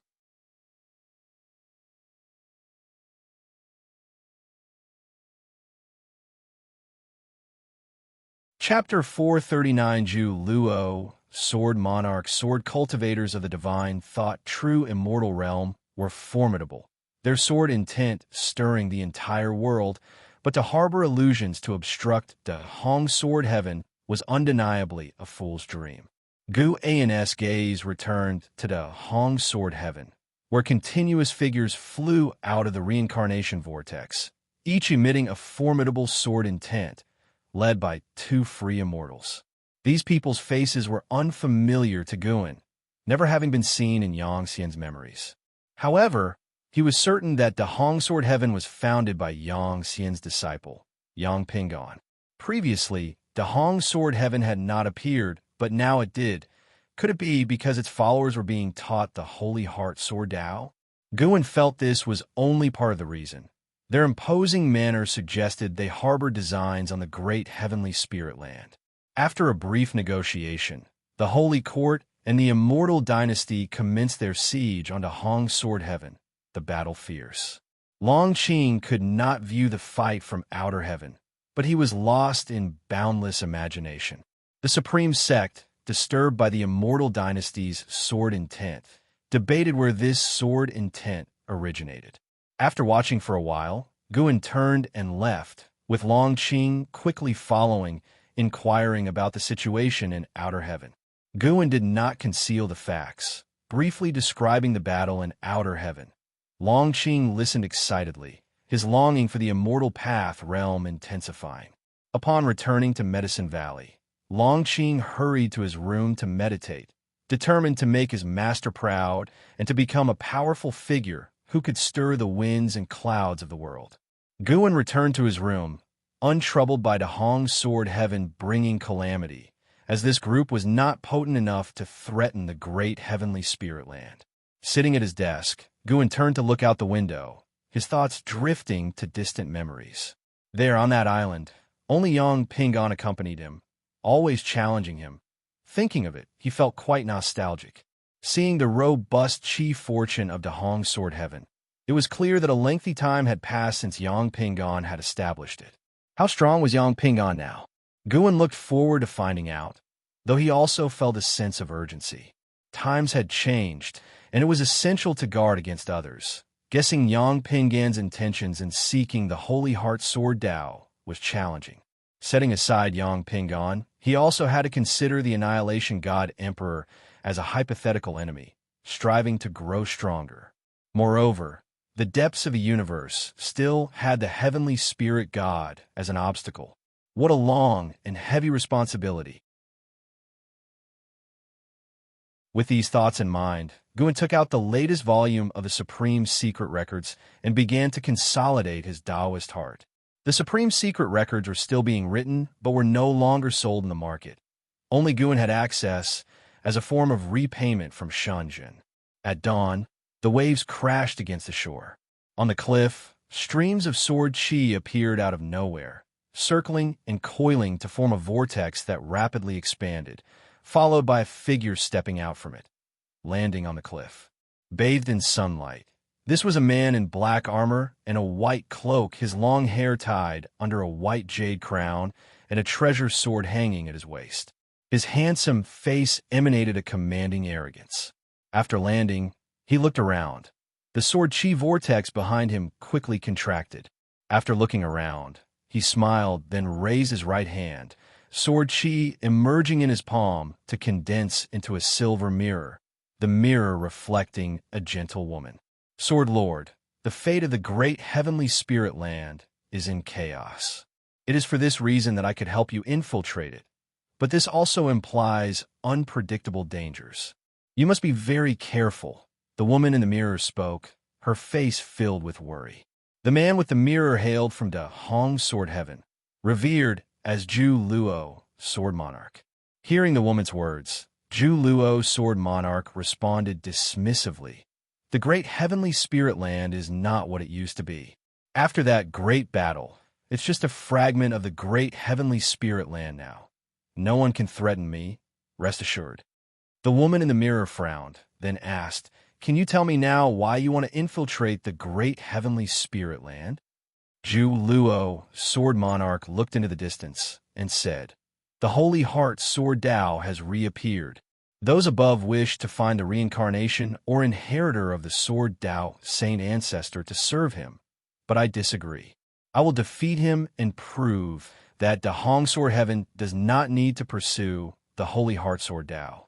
I will create an even stronger Sword Tao. Upon hearing this, The woman in the mirror's expression drastically changed, just about to speak when Zhu Luo, sword monarch, crushed the silver mirror, dissipating it into sword chi. He then identified a direction, stepped forward, transforming into a streak of sword light soaring toward the end of heaven and sea, leaving behind a trail of sword chi mirages, like a mirage hanging above the vast ocean. At the same time, North Sea Mountain, Guin, wearing a mask, sat on the eaves reading a book, his divine thought locked onto Zhu Luo, sword monarch. The ninth layer of the free immortal realm was intensely replete with the cause and effect of reincarnation. It was estimated that the reincarnation tribulation was about to end, only half a step away from the Tao fruit realm, when the other party descended onto the great heavenly spirit land. Guin had detected him immediately and also heard what he had said. He didn't consider Zhu Luo, sword monarch, a threat. Rather, the implications behind the words of the sword monarch gave him pause. Did Da Hong, sword heaven, intend to serve the inheritor of the Holy Heart Sword Dao? Guin remembered that although Yang Xian had imparted the Holy Heart Sword Dao to Yang Pingan at the time showed no surprise but instead smiled, saying his own Sword Dao was not inferior to the Holy Heart Sword Dao. At that time, Yang Xian's Holy Heart Sword Dao was merely rudimentary, nowhere near as strong as it was when contending with the heavenly spirit god, and countless years had passed since then, with the Holy Heart Sword Dao having reached unimaginable levels through the Sword Dao River. Could it be that Yang Pingan had faced setbacks in his Sword Dao and come to believe his own was inferior to the Holy Heart Sword Dao? Guin speculated about what might have transpired after Yang Xian's death to make Da Hong Sword Heaven so highly esteem the Holy Heart Sword Dao. As for Zhu Luo, sword monarch seeking to trouble him, he wasn't too concerned. What wave could a mere free immortal stir up? If he dared to act against him, Guin wouldn't hesitate due to past feelings. He would kill if necessary. He wasn't Yang Xian. He didn't confine his actions within so many strictures. In the courtyard, Sage Xian Miao, holding a secret book, looked up at Guin and anxiously said, "Mountain God, this secret book is too profound. I can't understand it at all." Back at Three Pure Ones Mountain, he had been considered a prodigy, able to grasp any Taoist sorcery with just a glance. Yet when faced with the secret book bestowed by the mountain god, he couldn't comprehend it at all. Guin nonchalantly replied, "If it were that easy to fathom, becoming an immortal wouldn't be so difficult." Centuries had passed, and Sage Xian Miao had already achieved the Mystic Heart Realm cultivator status. His talent was not lacking. It was just that Guin hadn't prioritized nurturing him. Upon hearing this, Sage Xian Miao could only manage an awkward smile and continued to delve into the secret book in his hands. Boom! A deafening boom suddenly came from the sky, startling Sage Xian Miao to look up and see a huge ball of light appearing and rapidly expanding, with strong wind soon descending upon the mountains and forests. Sage Xian Miao quickly stood up, frowning deeply. With the mountain god still there, he was not panicked. Mountain god, a sword intent ascended to the heavens a few months ago, and now this bizarre phenomenon has occurred. What could be the reason? Sage Xian Miao asked, turning to Guin as the tempest tousled his long hair. Guin answered, "Obviously, someone is fighting." Hearing this, Sage Xian Miao fell into silence. Though he was secluded from the world, people still passed by this place, allowing him to keep abreast of the major happenings overseas, which was currently in the midst of rare chaos. He wanted to ask the mountain god why he didn't put an end to such turbulent times, but feared it would be presumptuous. He always believed that the mountain god was a true immortal, different from those powerful cultivators and demons. But he figured that the mountain god had his own considerations. Perhaps everything had its own natural laws of evolution, and even immortals could not disrupt them. Guin stood up and tucked the book into his chest, looking down at Sage Xian Miao. "Cultivate well. These days are long, and when you are strong enough, I can let you leave the mountain to alleviate suffering." As his words fell, he vanished into thin air from the eaves. Sage Xian Miao, rather than being ecstatic, looked down at the secret book in his hands, his eyes revealing a glimmer of hope. Above the boundless mountains and rivers, dust swirled as Enhao stood proudly in the air. His knight's robe fluttered wildly. He looked downward, with 9 bright suns floating behind him, tracing circular paths, the firelight illuminating his form, making him look like a deity. From all directions, cultivators and demons watched the battle. They stood outside the formation, each gaze towards Enhao filled with disbelief. Those from the Supreme Sect watched with surging emotions, excited beyond measure. Wu Ju watched Enhao from afar, his eyes unable to hide his stunned expression as he subconsciously looked at his own right fist. Enhao could overpower a loose immortal, but could his fist defeat a Nirvana realm cultivator? At this moment, he truly felt the vast disparity between himself and Enhao, as if it were the difference between an immortal and a mortal.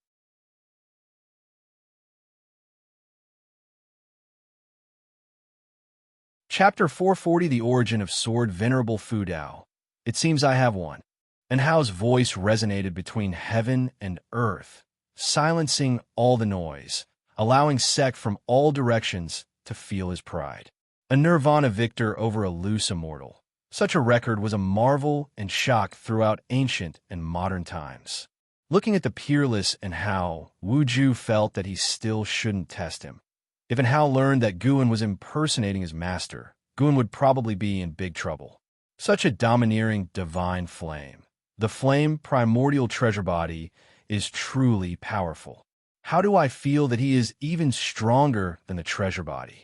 Our vast energy Taoist sect also has geniuses with treasure bodies, but none as dominant as him. His divine skills just now were no small matter. He could actually mobilize the heaven and earth rules, which is also why he was able to defeat the loose immortal. No wonder the Immortal dynasty could recruit him. Such talent truly surpasses the immortal spirit. Cultivators from all sects talked amongst themselves, but Enhao did not pay attention. He raised his right hand, threw an elixir, and it plummeted into the rolling dust below. Immediately after, he turned and flew in a certain direction.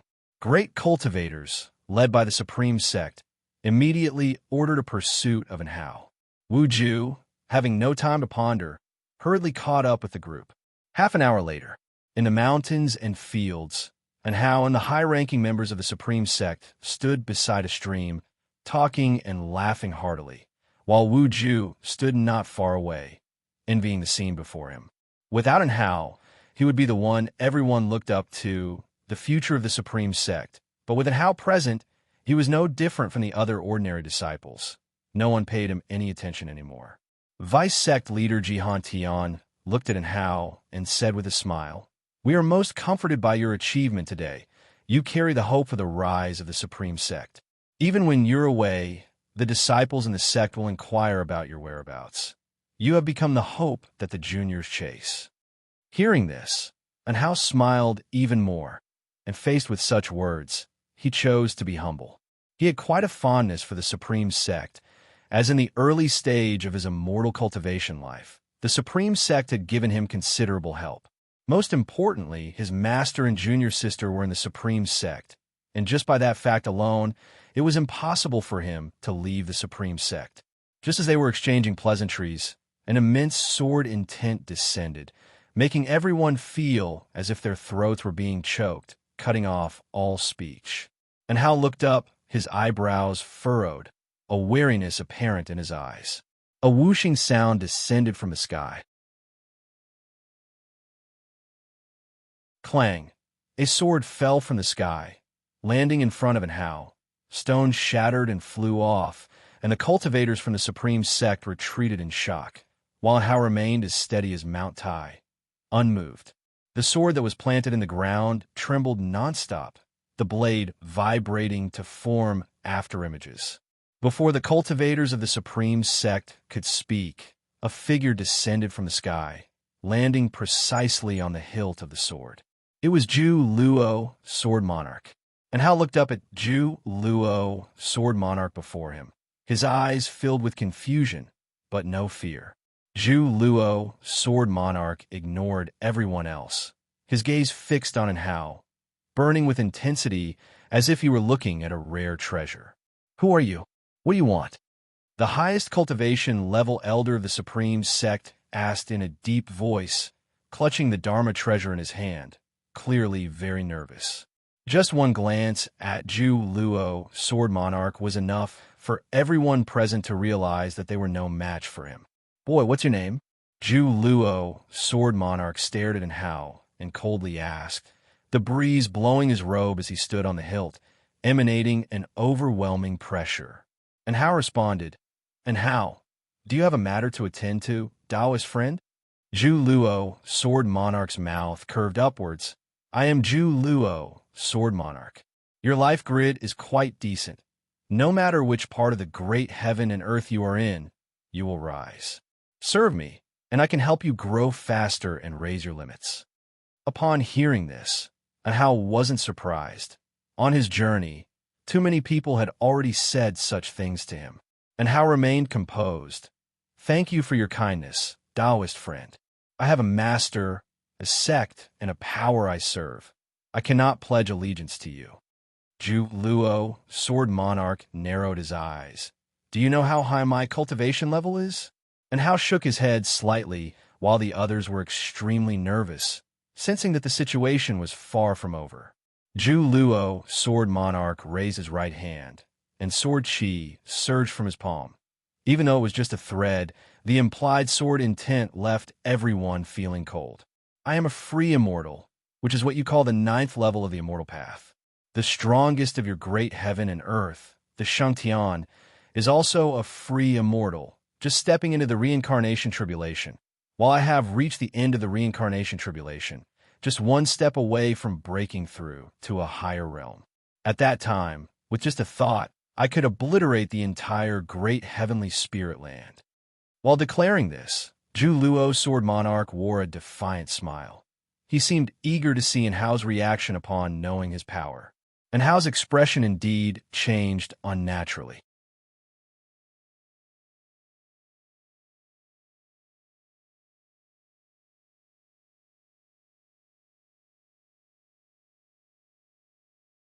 Chapter 441, 10,000 Sword Mountain. In front of a mountain on the north side of the Third Medicine Valley, Guin stood shoulder to shoulder with an Xian as they watched the disciples embed treasure, swords into the mountain. This mountain bore no flora at all. It was barren, with rocks of a red hue. The mountain was not naturally formed, but was constructed from special stone materials Gu and had acquired. Materials often used to build array platforms and magic artifacts. An Xian turned her head to look at Guin and asked with curiosity, Master, are you creating this sword mountain to leave a legacy? Guin smiled and said, You will find out later. Seeing him speak so mysteriously, an Xian grew even more curious about the sword mountain before them. Guin raised his hand, and a steel flew out, landing in front of Sword Mountain and embedding itself into the soil. He followed by waving his hand in the air, using his finger as a brush to carve characters onto the steel. An Xian focused her gaze and could feel a force from Gu An's strokes, a force she could not describe with words. For some reason, she felt a sense of loneliness. 10,000 Sword Mountain. Guin avoided inscribing the full 10,000 Sword Mountain ridge for fear of directly impacting fate. Omitting one character seemed excessive, but it actually made a world of difference. There were many 10,000 Sword Mountain ridges and 10,000 Sword Mountains across different lands.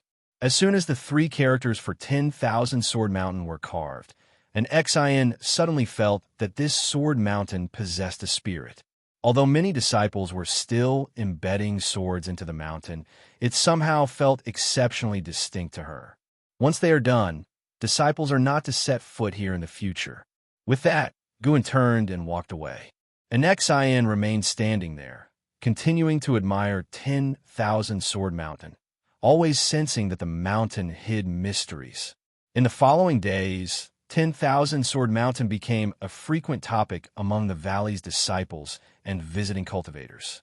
The very name 10,000 Sword Mountain carried immense force. and since Valley Master Gu and was associated with Sword Venerable Fu Dao, they couldn't help but pay close attention. The news also spread to the Supreme Sect. Since Guan had claimed he was Sword Venerable Fu Dao, his fame had skyrocketed, and the major families had even investigated him. Pan An's true identity could no longer be concealed. Since Pan An was him, it led the major families to encourage their disciples to study Investiture of the Gods, Journey to the West, and Romance of the Three Kingdoms. They felt Sword Venerable Fu Dao must have wanted to convey something through Pan An. Even if they overthought it, being familiar with Pan An's books would give them something to talk about when facing Sword Venerable Fu Dao in the future. It could do no harm. One day at noon, outside the Supreme Sect, and Hao, accompanied by Zhu Luo, Sword Monarch, emerged from the forest. He turned his head to Zhu Luo, Sword Monarch, and said, "I only know my master is in the Supreme Sect, but I don't know exactly who he is. If he wants to meet you, he will seek you out. Remember, do not harm the disciples within the sect." Zhu Luo, Sword Monarch, snorted. "As the Sword Lord of Dahong Sword Heaven, would I harm mortal spirits?" He transformed into a streak of sword light and soared towards the Supreme Sect. And Hao followed to catch up, but had already lost track of Zhu Luo, Sword Monarch's presence. Thus, Hao decided to first visit an Xin at the Third Medicine Valley. Half a column of incense later, Hao landed on a mountain peak, from where he could oversee the entire Third Medicine Valley. Compared to many years ago, the Third Medicine Valley had become more prosperous and impressive. Each surrounding mountain was equipped with formations, and he could see the figures of valley disciples laboring and practicing. Things truly change, but people pass away. And Hao murmured to himself, his tone filled with lamentation. He suddenly felt anxious, fearing that an Xin was no longer there. He was about to jump down when a noise from beside him caught his attention. Glancing over, he saw a man and a mouse running toward him. He remembered that mouse. It was Gu An's white spirit rat. The Supreme Sect had many, but he had never seen any as plump as Gu An's, which is why he remembered it. Behind the white spirit rat came a strapping young man. Upon seeing the newcomer, Hao couldn't help but raise his eyebrows. This fellow looked a bit like Guan, which made him slightly bewildered. Most importantly, this youth had not a trace of spiritual power, but his physical prowess was astonishingly strong. Hao even felt that the youth possessed the physical prowess of the Nirvana realm. Hao became interested in Long Qing. He didn't mind the white spirit rat running past him, his gaze fixed on Long Qing. Suddenly, the white spirit rat stopped, turned its head to look at Hao, its eyes filled with suspicion. It felt as if it had seen this person somewhere before. Notice taken of Hao's gaze, Long Qing involuntarily slowed his steps. In the presence of others, he needed to maintain dignity and couldn't disgrace the Third Medicine Valley. When he reached Hao, Long Qing bowed with a clasped fist and said with a smile, "I am Long Qing, a disciple of the Third Medicine Valley. May I know your respected name? And are you seeking entry into the Third Medicine Valley?" Nowadays, the Third Medicine Valley held a high reputation within the Supreme Sect, and even as a servant disciple, one could face anyone confidently. And Hao sized up Long Qing and asked, "What is your relationship with Guan?" Hearing the direct mention of his master's name and recognizing the extraordinary demeanor, Long Qing guessed that Hao's relationship with his master was not shallow, so he replied, "He is my master. Are you looking for him? He just left today and should be back by evening. Shall I lead you into the valley?" "Master? Why do I feel like you're his descendant?" And Hao chuckled. Upon hearing this, Long Qing wasn't angry, since many people had said the same, and he had doubted it himself. However, Guan had refuted any blood relation between them, and ultimately, Long Qing attributed it to being heavily influenced by his master in manner and temperament over time. Long Qing shook his head and said, "I am not, though I wish it were so." And Hao did not press further, nor did he mind the trace of melancholy in his tone. And Hao smiled and said, "Throw a punch at me. If you manage to hurt me, I will pass you divine skills that require no spiritual power to wield. Is that really a good idea? Long Qing frowned. Divine skills? Do you take me for just another master? He had already learned divine skills from Shinxinzi, but in his opinion, they weren't all that impressive. And Hao raised a hand, his face challenging as he taunted. Aren't you afraid? With such a strong physique, but too scared to strike, aren't you failing to appreciate the gift given to you by the heavens? At these words, Long Qing's temper flared. He lifted his right hand, slowly clenched it into a fist, a visible force enveloping his fist, his robe billowing and hair dancing as his aura abruptly transformed. His expression turned stern, making Hao feel he resembled Gu in even more. Long Qing said coldly, "If I end up crippling you, you'd better not regret it." And Hao proudly laughed. Thinking of crippling me? Even if you trained for another 100,000 years, you couldn't. A cold glint flashed in Long Qing's eyes as he suddenly stepped forward, his right fist held back while his body poised as though drawing a bow, unleashing the punch from his waist with all his bodily strength channeled into his fist. He could sense in Hao's strength. Not wanting to lose face, he naturally gave it his all. His punch sounded out like a rumble of thunder, startling the Medicine Valley disciples in the distance. Whether on the mountain or in the valley, they turned their heads towards the source of the noise. Also, beneath the mystic pure tree, an Xian was practicing when she opened her eyes and looked towards the sound, her brows tightly furrowed.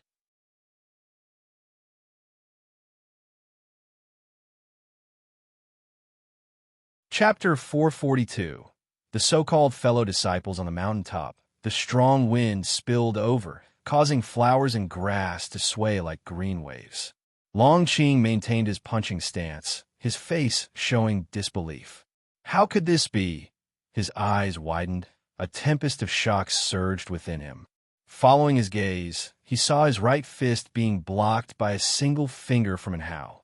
His fist, being resisted by Hao's index finger, gave him the sensation of pushing against a mountain. No, mountains aren't this hard.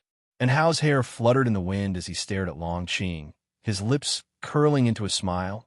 Not a bad reaction, but it seems you haven't fully mastered your power, or rather, you don't really know the kind of power you possess at the moment.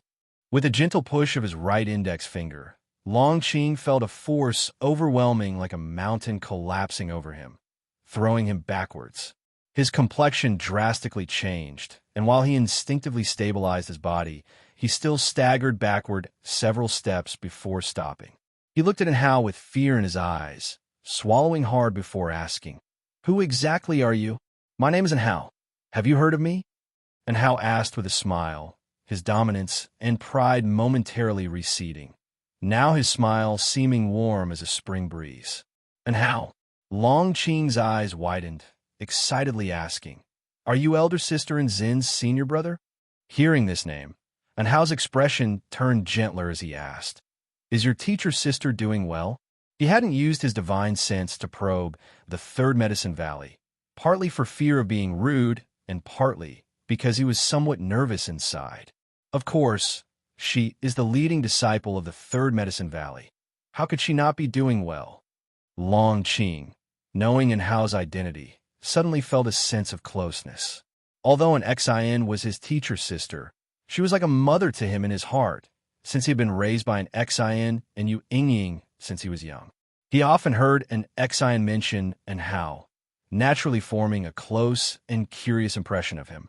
Hearing this, Hao completely relaxed, and then asked Long Qing to take him to see an Xian. Long Qing was very curious about him. As the two walked towards the valley, they chatted, mostly with Long Qing asking and Hao answering. And Hao quite liked Long Qing. He couldn't quite say why. Perhaps it was Long Qing's strong physique that sparked anticipation. Why does your Medicine Valley have so many great cultivators? And Hao suddenly asked. He even sensed the presence of those from the Immortal Path realm, which piqued his curiosity. Long Qing mysteriously said, "Haven't you heard? My master is Sword Venerable Fu Dao." Hearing this, Hao was taken aback, asking in surprise, "You have two masters?" "No, it's my master Guin. He is Sword Venerable Fu Dao. Long Qing hurriedly explained, knowing what he should say and what he shouldn't. Anything publicly said by Guwen, he could repeat. Guwen is Sword Venerable Fu Dao? How was that possible? And Hao frowned. He couldn't forget his first encounter with Guwen. Both were very young back then. How could Guwen possibly be his master? His first reaction was that there must be some misunderstanding, given that no one in the Supreme Sect would dare impersonate Sword Venerable Fu Dao. My master admitted it himself, and Sword Venerable Fu Dao hasn't challenged him. So isn't he Sword Venerable Fu Dao? Long Qing explained. He was unaware of the relationship between Hao and Sword Venerable Fu Dao. Too much time had passed, and only a few knew of their relationship. Long Qing, having spent years in the Third Medicine Valley and in Xian deliberately not mentioning it, those great cultivators had no interest in gossip, so he was also none the wiser. Admitted it himself? And Hao's brows furrowed tighter, feeling quite uneasy. What did Guwen mean by this? Trying to take advantage of him? And Hao decided he needed to have a good talk with Guwen, as some matters must not be carelessly touched. Half a stick of incense later, an Xian led Hao into the house, shut the door, and asked him to have a seat. Then she began to brew tea. "Elder brother, I thought you had forgotten about me," an Xian said jokingly as she walked to the table with the teapot. And Hao, who was looking around the room, replied awkwardly, "How could I forget you? Whenever I have time, I come back to see you." An Xian laughed heartily. "You can even forget your own wife and children. Forgetting me wouldn't be strange." Guwen became more embarrassed. He coughed lightly and said, "My aspiration is to travel the world. I cannot stay with them. If I maintain relations, it would only bring them trouble." An Xian did not speak of the family's encounters, reasoning that if Guwen cared, he would visit on his own, and if he did not, speaking of it held no meaning. Moreover, as long as Guwen remained, the family had already received his care, and they would no longer face significant troubles. Thinking of this, an Xian suddenly felt that although Guwen was strong, there was still much he could learn about being a person from his master. Just like romantic attachments, the master would not decide lightly, but he would take care of those who had good relations with him. Guwen didn't know what she was thinking. After expressing concern for a few moments, he asked the question he most wanted to ask. "I heard that Guwen calls himself Sword Venerable Fu Dao? What's that about? How dare he?" An Xian heard this, widened her beautiful eyes, and huffed. "What? He's not worthy? It's not that. Sword Venerable Fu Dao is our master." Guwen grew anxious, a side of him that only showed in front of an Xian. An Xian followed, saying, "He is my master too. I have two masters. It's not the same."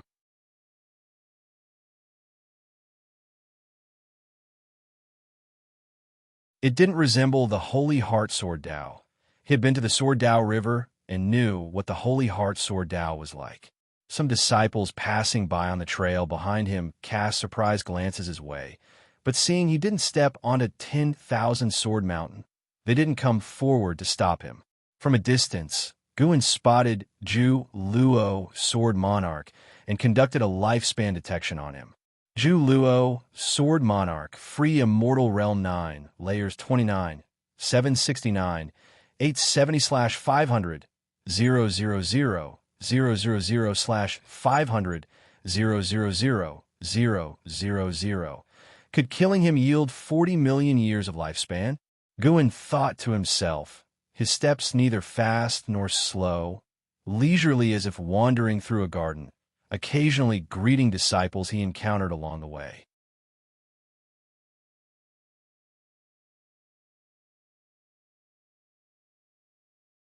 Chapter 443.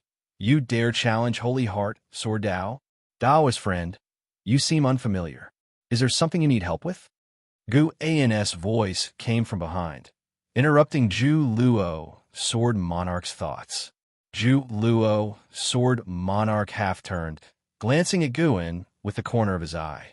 Looking at Guwen, he felt a strange sensation in his heart. Logically, such a mortal shouldn't merit his attention. But somehow, as soon as Guwen spoke, he had turned around involuntarily, drawn to him. He had only ever felt this way in the presence of those stronger than himself. While sizing up Guin, he deduced that Guin had some karma with an Hao. Though not closely connected, it indeed existed. Zhu Luo, Sword Monarch, asked, "Are you the valley master of this medicine valley?" Guin smiled and replied, "I'm Guin, may I know your esteemed name?"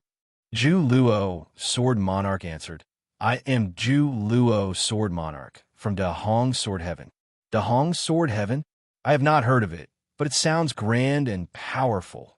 Certainly the force of a holy land, and it must be far from the Taitsong continent. Guin feigned surprise. Zhu Luo, Sword Monarch, was not in the mood for probes, and directly asked, "Are you a disciple of Sword Venerable Fu Dao? Call out your master." As he spoke, he also emitted a trace of sword intent, instantly enveloping the entire Third Medicine Valley. Ji Xiaoyu appeared out of nowhere in front of Guin, staring warily at Zhu Luo, Sword Monarch, the Dao patterns on her forehead igniting into fierce flames. The Sun and Moon Netherworld Emperor appeared as well, frowning at Zhu Luo, Sword Monarch. And Hao, Nine-Fingered Divine Lord, and Shen Xinzi also quickly appeared. Those great cultivators who had been playing chess in the dojo promptly arrived as well. Guin could feel that Zhu Luo, Sword Monarch's sword intent was to isolate the Third Medicine Valley from the outside world. Was he intending to create a battlefield? And Hao stared at Zhu Luo, Sword Monarch, asking in a deep voice, "Senior, what are you trying to do?" An Xin swiftly ran over, curiously looking at Zhu Luo, Sword Monarch. Her eyes filled only with anticipation. Zhu Luo, Sword Monarch, ignored Hao, his gaze settling on Ji Xiaoyu. He squinted and said, "Yin Yang, 4 Emperors, long time no see. Reincarnation Path Emperor, I didn't expect you to undergo reincarnation tribulation here." Ji Xiaoyu, with a composed expression, replied, "Zhu Luo, Sword Monarch, it seems Da Hong Sword Heaven has no intentions of invading the great heavenly spirit land. Are you acting alone?" Zhu Luo, Sword Monarch, laughed. "Among the Yin Yang 4 Emperors, I only fear the 6th Tao Dust Emperor. Has his reincarnation tribulation ended?" Yin Yang 4 Emperors, Reincarnation Path Emperor, 6th Tao Dust Emperor. The surrounding cultivators listened in astonishment. These names sounded impressive.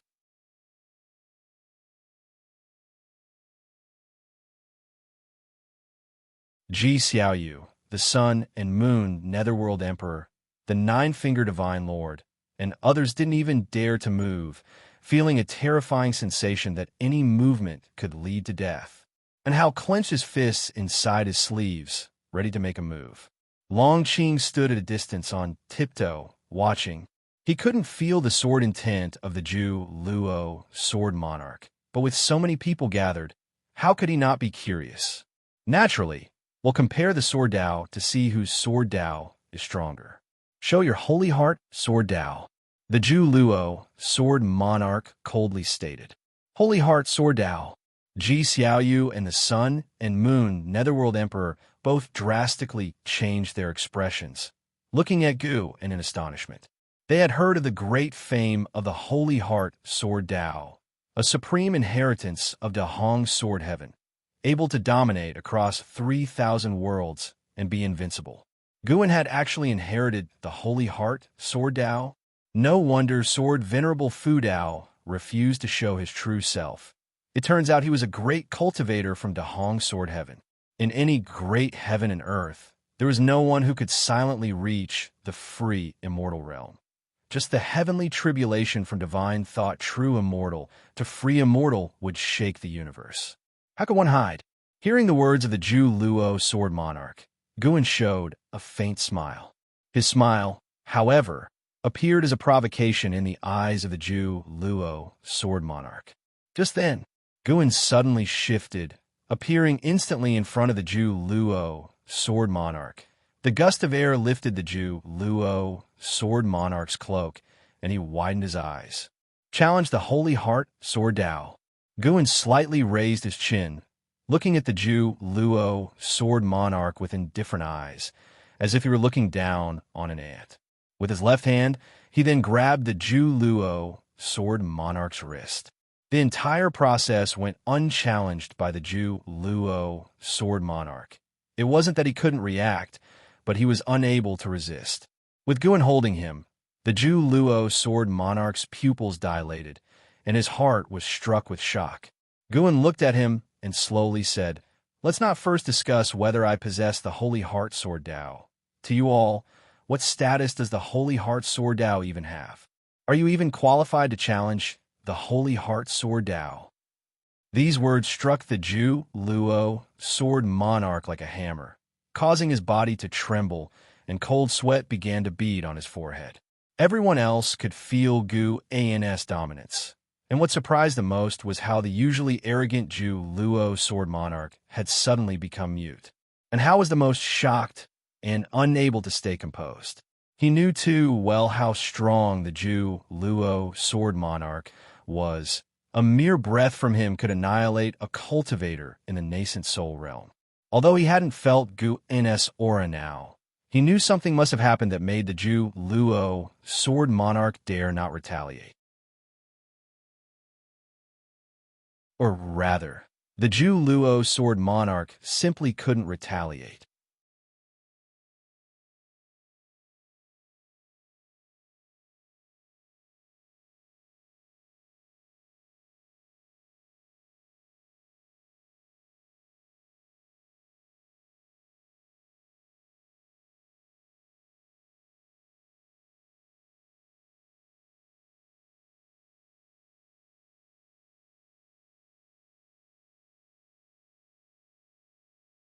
Reaching the corner of the staircase, he turned his head toward Guin and asked, "What kind of person do you hope I will become?"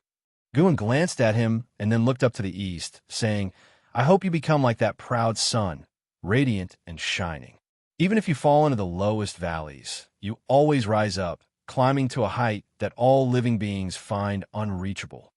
After hearing this, and how unconsciously looked towards the rising sun on the horizon, his smile faded, his expression turning serious.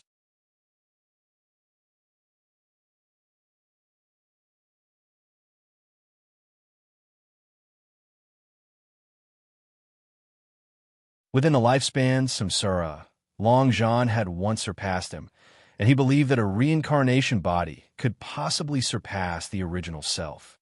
His curiosity aroused. If his reincarnation body continued to grow, what would happen? Guin was merely curious and felt no urge to experiment. For the time being, he had no desire to open another lifespan samsara, because he was saving up his lifespan for the next breakthrough. Although no existence threatened him at the moment, he couldn't relax. He had to maintain his progression in strength, not wait for an unbeatable foe to arrive before starting to regret. With these thoughts in mind, he made his way towards 10,000 Sword Mountain. A meteor streaked across the sky, caught perfectly by his gaze. Another free Immortal has descended. It seemed it wouldn't take many years for another earth-shattering war to erupt. But there had been many such wars in recent years, with high-level beings fighting outside of heaven, clearly all fearing they might shatter the great heavenly spirit land. Guin's gaze then shifted towards the depths of the cosmos. The Black City, created by the Annihilation God Emperor, was still devouring Tao's spiritual energy, and Guin could sense a faint power gathering inside it. The Annihilation God Emperor seemed to be refining some kind of supreme treasure, but it was unknown whether it was an Immortal Path's supreme treasure. Was he trying to force Long Qing out by using this treasure? Guin pondered curiously in his heart. He wasn't in a hurry at all. As long as the true form of the Annihilation God Emperor didn't appear, he felt no fear. For Guin, time was even more important. He made his way to Sword Mountain, where treasure swords covered the mountain, reflecting sharp sword lights under the sunlight. Stepping up the mountain, he touched every sword hilt along his path, infusing each with the sword intent of different swordsmanship. The swords he touched would instantly lose their luster, seeming to lose their spirit. But in reality, they were being nurtured by the sword intent, with the underground spiritual energy altering the essence of the swords. After a while, Guin reached the mountain peak. Looking down upon all the swords, his figure was noticed by Ju Luo, Sword Monarch, who was under a distant tree. Since coming to Third Medicine Valley, Ju Luo, Sword Monarch, had not left. He acted properly, no longer arrogant and imposing. He wanted to understand Guan. Although Guan didn't acknowledge that he had inherited the Holy Heart Sword Dao, instinct told the Sword Monarch that Guan must be connected to it. Perhaps it was because of the relationship between the Holy Heart Sword Dao and a Hong Sword Heaven that Guan had spared him. Putting himself in Guan's shoes, the way he had previously addressed Guan was enough to warrant death 10,000 times over.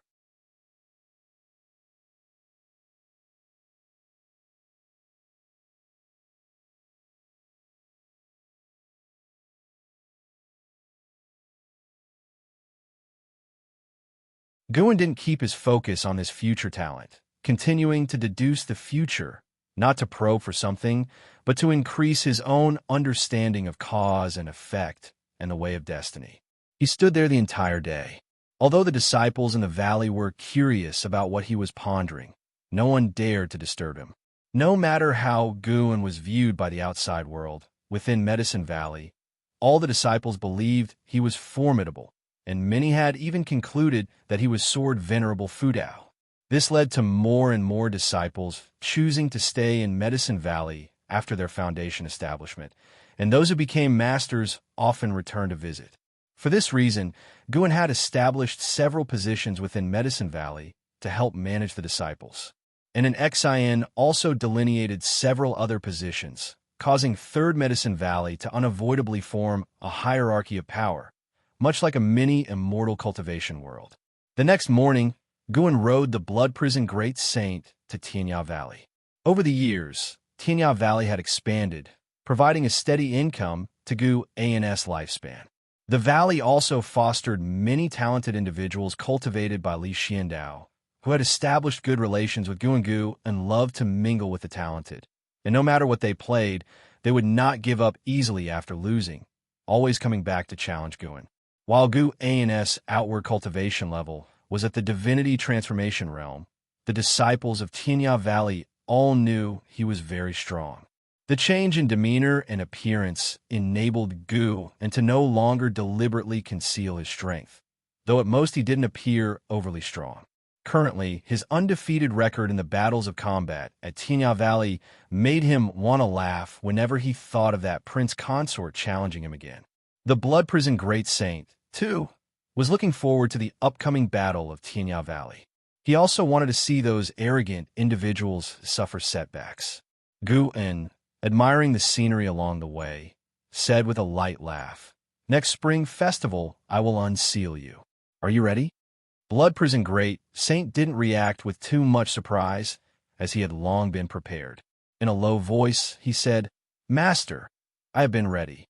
Even if I regain my cultivation level, I will never betray you and will always follow you." He had already begun cultivating the primordial reincarnation skill, and once unsealed, his cultivation level would soar, perhaps achieving nirvana in one fell swoop. Guan laughed. "Cultivate well in the future. Your strength also represents my face." These words instantly excited Blood Prison Great Saint. He had been waiting for this. He wished to always be by Guan's side. He had come to realize that those who left, despite their wandering, could hardly compare to those who stayed with Guan. And Hao was an exception. If Hao had stayed by Guan's side, his achievements would have only been greater. And he felt that, in the future, there would definitely be individuals who would appear with even greater talent than in Hao. "Master, rest assured, I will cultivate hard. I'll first set and Hao as my goal."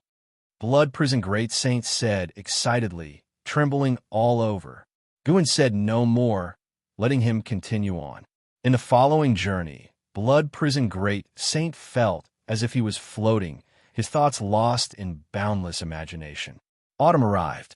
At the Supreme Sect's subsect within Yi Mansion, Guan sat at a table sipping tea, watching Yilan instruct a young girl in the ways of spellcraft. The autumn breeze blew into the courtyard, making everything seem perfect.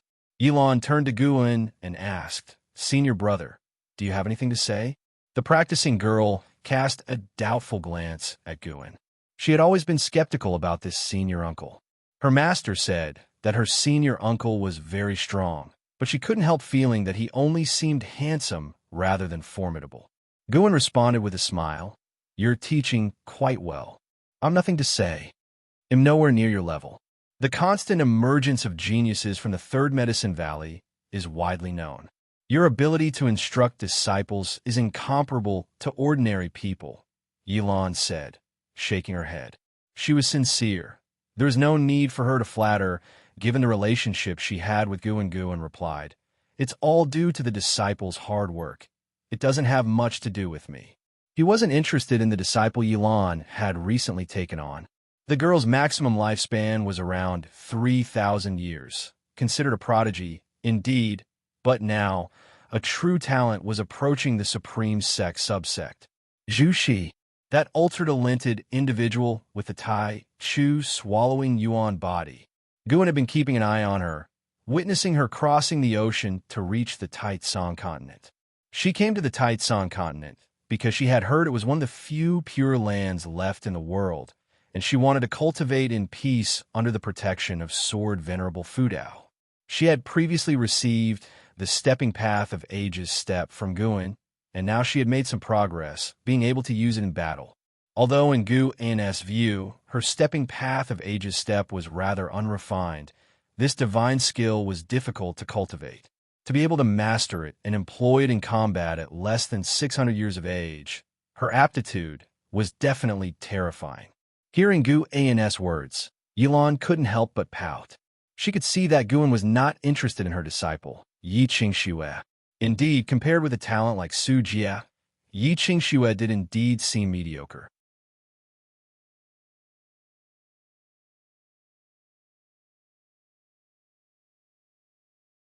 Chapter 447 Immortal Creation. Yi Qingxue felt quite disgruntled as she listened to her master heap praise upon Guin. Despite having only met Guin a few times, she spent all day and night with her master. In her eyes, her master was strict and decisive, wielding tremendous power, the strongest woman she had ever seen. She too wanted to become a female cultivator like Yilan. It was precisely because of this that it was particularly unpleasant for her to watch Yilan ingratiate herself with Guin, but she dared not show her anger in front of her master. Yi Qingxue feels hostility towards you and wants to beat you up. Do you wish to perform a lifespan detection on her? A notification appeared before Guin's eyes, causing him to pause. He couldn't help but glance at Yi Qingxue. Yi Qingxue was staring at Guin, but as soon as she met his gaze, she quickly turned her head away, her face and even her ear tips flushed red as though they were about to bleed. Guin shook his head with a smile, not taking her seriously. What would be the point of taking issue with a 14-year-old child? If it wasn't murderous intent, he was too lazy to care about it. He dealt with people daily. Naturally, some would be dissatisfied with him. It didn't mean he should kill anyone who harbored dissatisfaction towards him. Yilan had no idea what Yi Qingxue was thinking.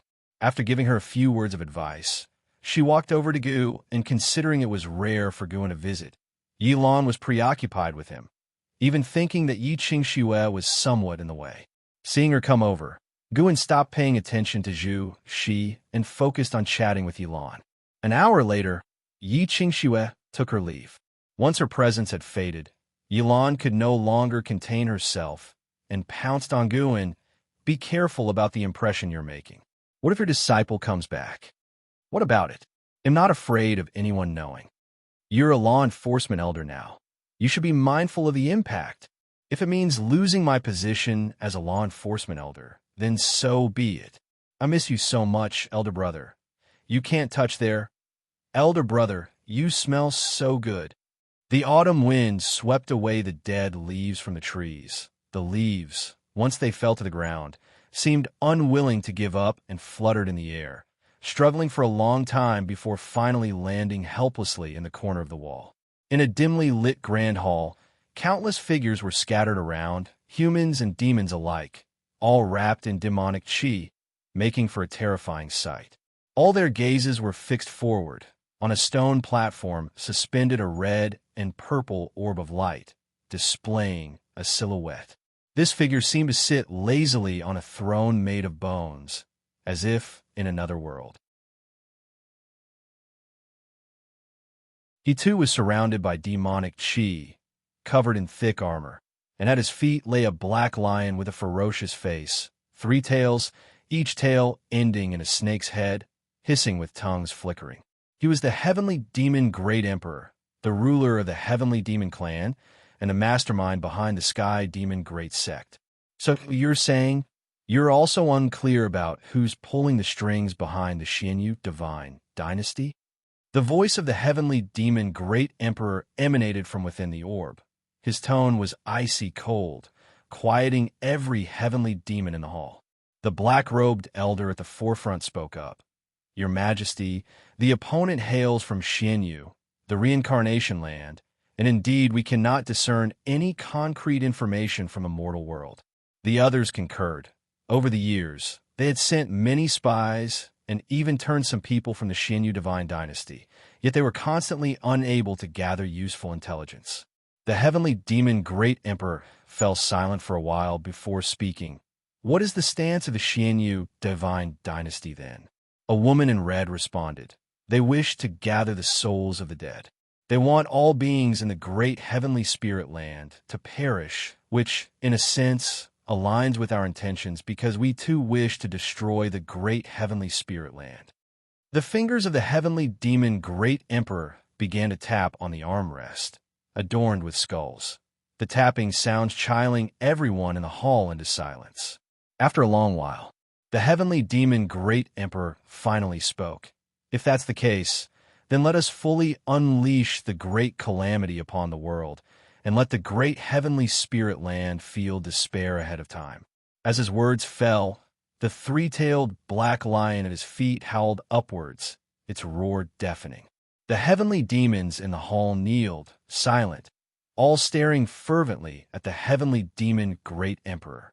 As the year came to a close, with snow covering the great heaven and earth, soon to melt, the Supreme Sect began preparations for the Spring Festival. The Third Medicine Valley was also in the midst of preparing for the Spring Festival. Unlike previous years, it was said that Guan was planning a grand celebration, much to the anticipation of the disciples. Come on, tell me, what are you up to? Shenzhen urged Guan, looking quite beautiful today in a white dress and a silver jade phoenix crown, embodying elegance and nobility. As Guan was writing, he casually responded, "You'll know when the time comes." This made Shenzhen even more curious, but no matter how much she pressed him, Guan simply wouldn't spill the beans. Feeling it futile, Shenzhen stood up to leave. It wasn't long after her departure that Wu Ju arrived, also inquiring about Gu An's preparations. Now that Guan was linked with sword venerable Fu Dao, every word and action of his was the center of attention.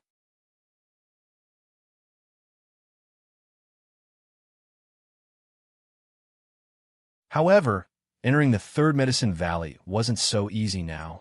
Zhu Shi had barely managed to get the opportunity to visit the Third Medicine Valley for the festival by giving gifts. Walking ahead of her was an elder from the book collection hall, brimming with excitement as if he were introducing his own domain. He was introducing the Third Medicine Valley.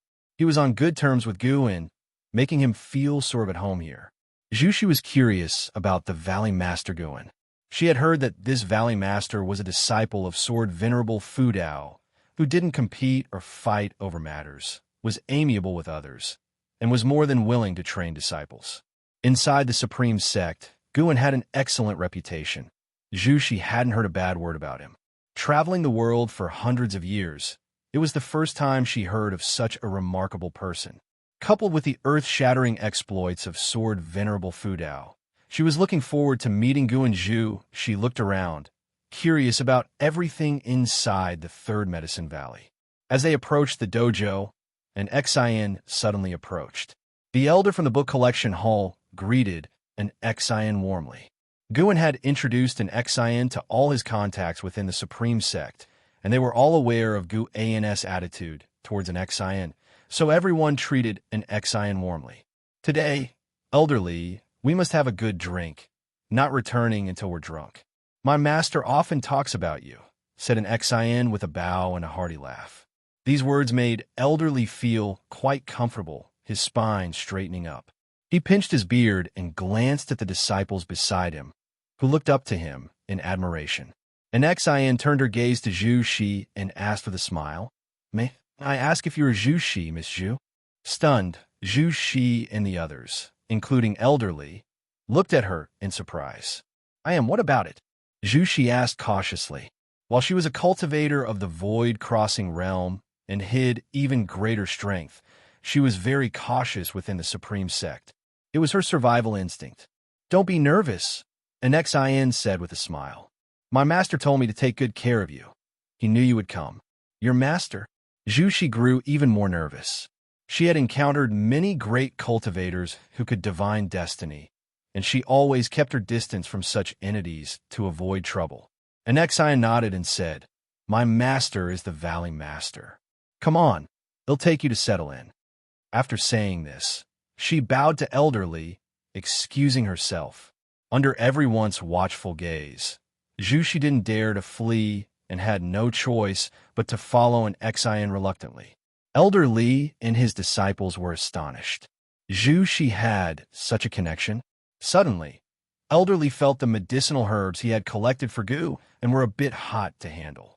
But thinking of Gu's smiling face, he calmed down again. Guin wasn't a petty person. At worst, he would return the herbs. Yes, that's it.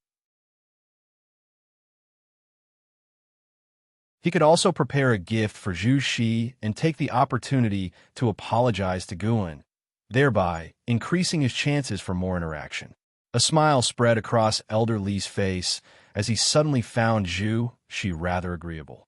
On the other side, Zhu Shi couldn't help but ask why Guin was looking for her, but an Xian said she didn't know either. "You don't have to worry. If my master has noticed you, it must mean he has a good impression of you. Maybe he will even take you as his disciple. Just settle in comfortably as if it was your own home, and if you encounter any problems in the future, you can come to me. I forgot to tell you, I am the head disciple of the valley and in charge of everything," an Xian said, turning her head towards Zhu Shi with a gentle smile. Zhu Shi was touched by her smile, warming up to her and feeling her stress dissipate. With such a kind personality, the Valley Master might indeed be a rare good person. Zhu Shi thought to herself. Although Zin's cultivation level was only at the nascent soul realm, she didn't look down on her. Instead, Zhu Shi wanted to deepen their friendship. An Xian thought to herself, "She doesn't seem to recognize my master. Could she be the offspring of one of my master's old friends?" She did not think of Zhu Shi as a genius. When she said Guin might take Zhu Shi as a disciple, it was just a habit of making big promises, something she learned from Guin. A few kind words didn't cost anything, and maybe she could forge a closer relationship. The two women chatted warmly as they proceeded. Underneath an old tree, Zhu Luo, Sword Monarch, stood up, looking at the commotion in the distance, and muttered, "Such clamor." Suddenly, he caught sight of someone, causing him to exclaim in surprise. It was a white-haired old man, leaning on a cane in one hand and resting the other on his waist, just entering the valley and looking around. The free, immortal, reincarnation tribulation. This aura feels so familiar, as if I've seen it somewhere. Zhu Luo, Sword Monarch, pondered to himself, his eyes fixed on the white-haired old man. The white-haired old man seemed to sense something, turned his head to look, and when he saw Zhu Luo, Sword Monarch, his white eyebrows furrowed. You're tuning into the Romance Rendezvous YouTube channel. We're so grateful for your support, and don't forget to subscribe to join us on this incredible journey through captivating stories. Your generosity through donations truly makes a world of difference, as it's the primary source of revenue that allows me to expand and enhance this channel for you. Thank you from the bottom of my heart for being a part of this adventure.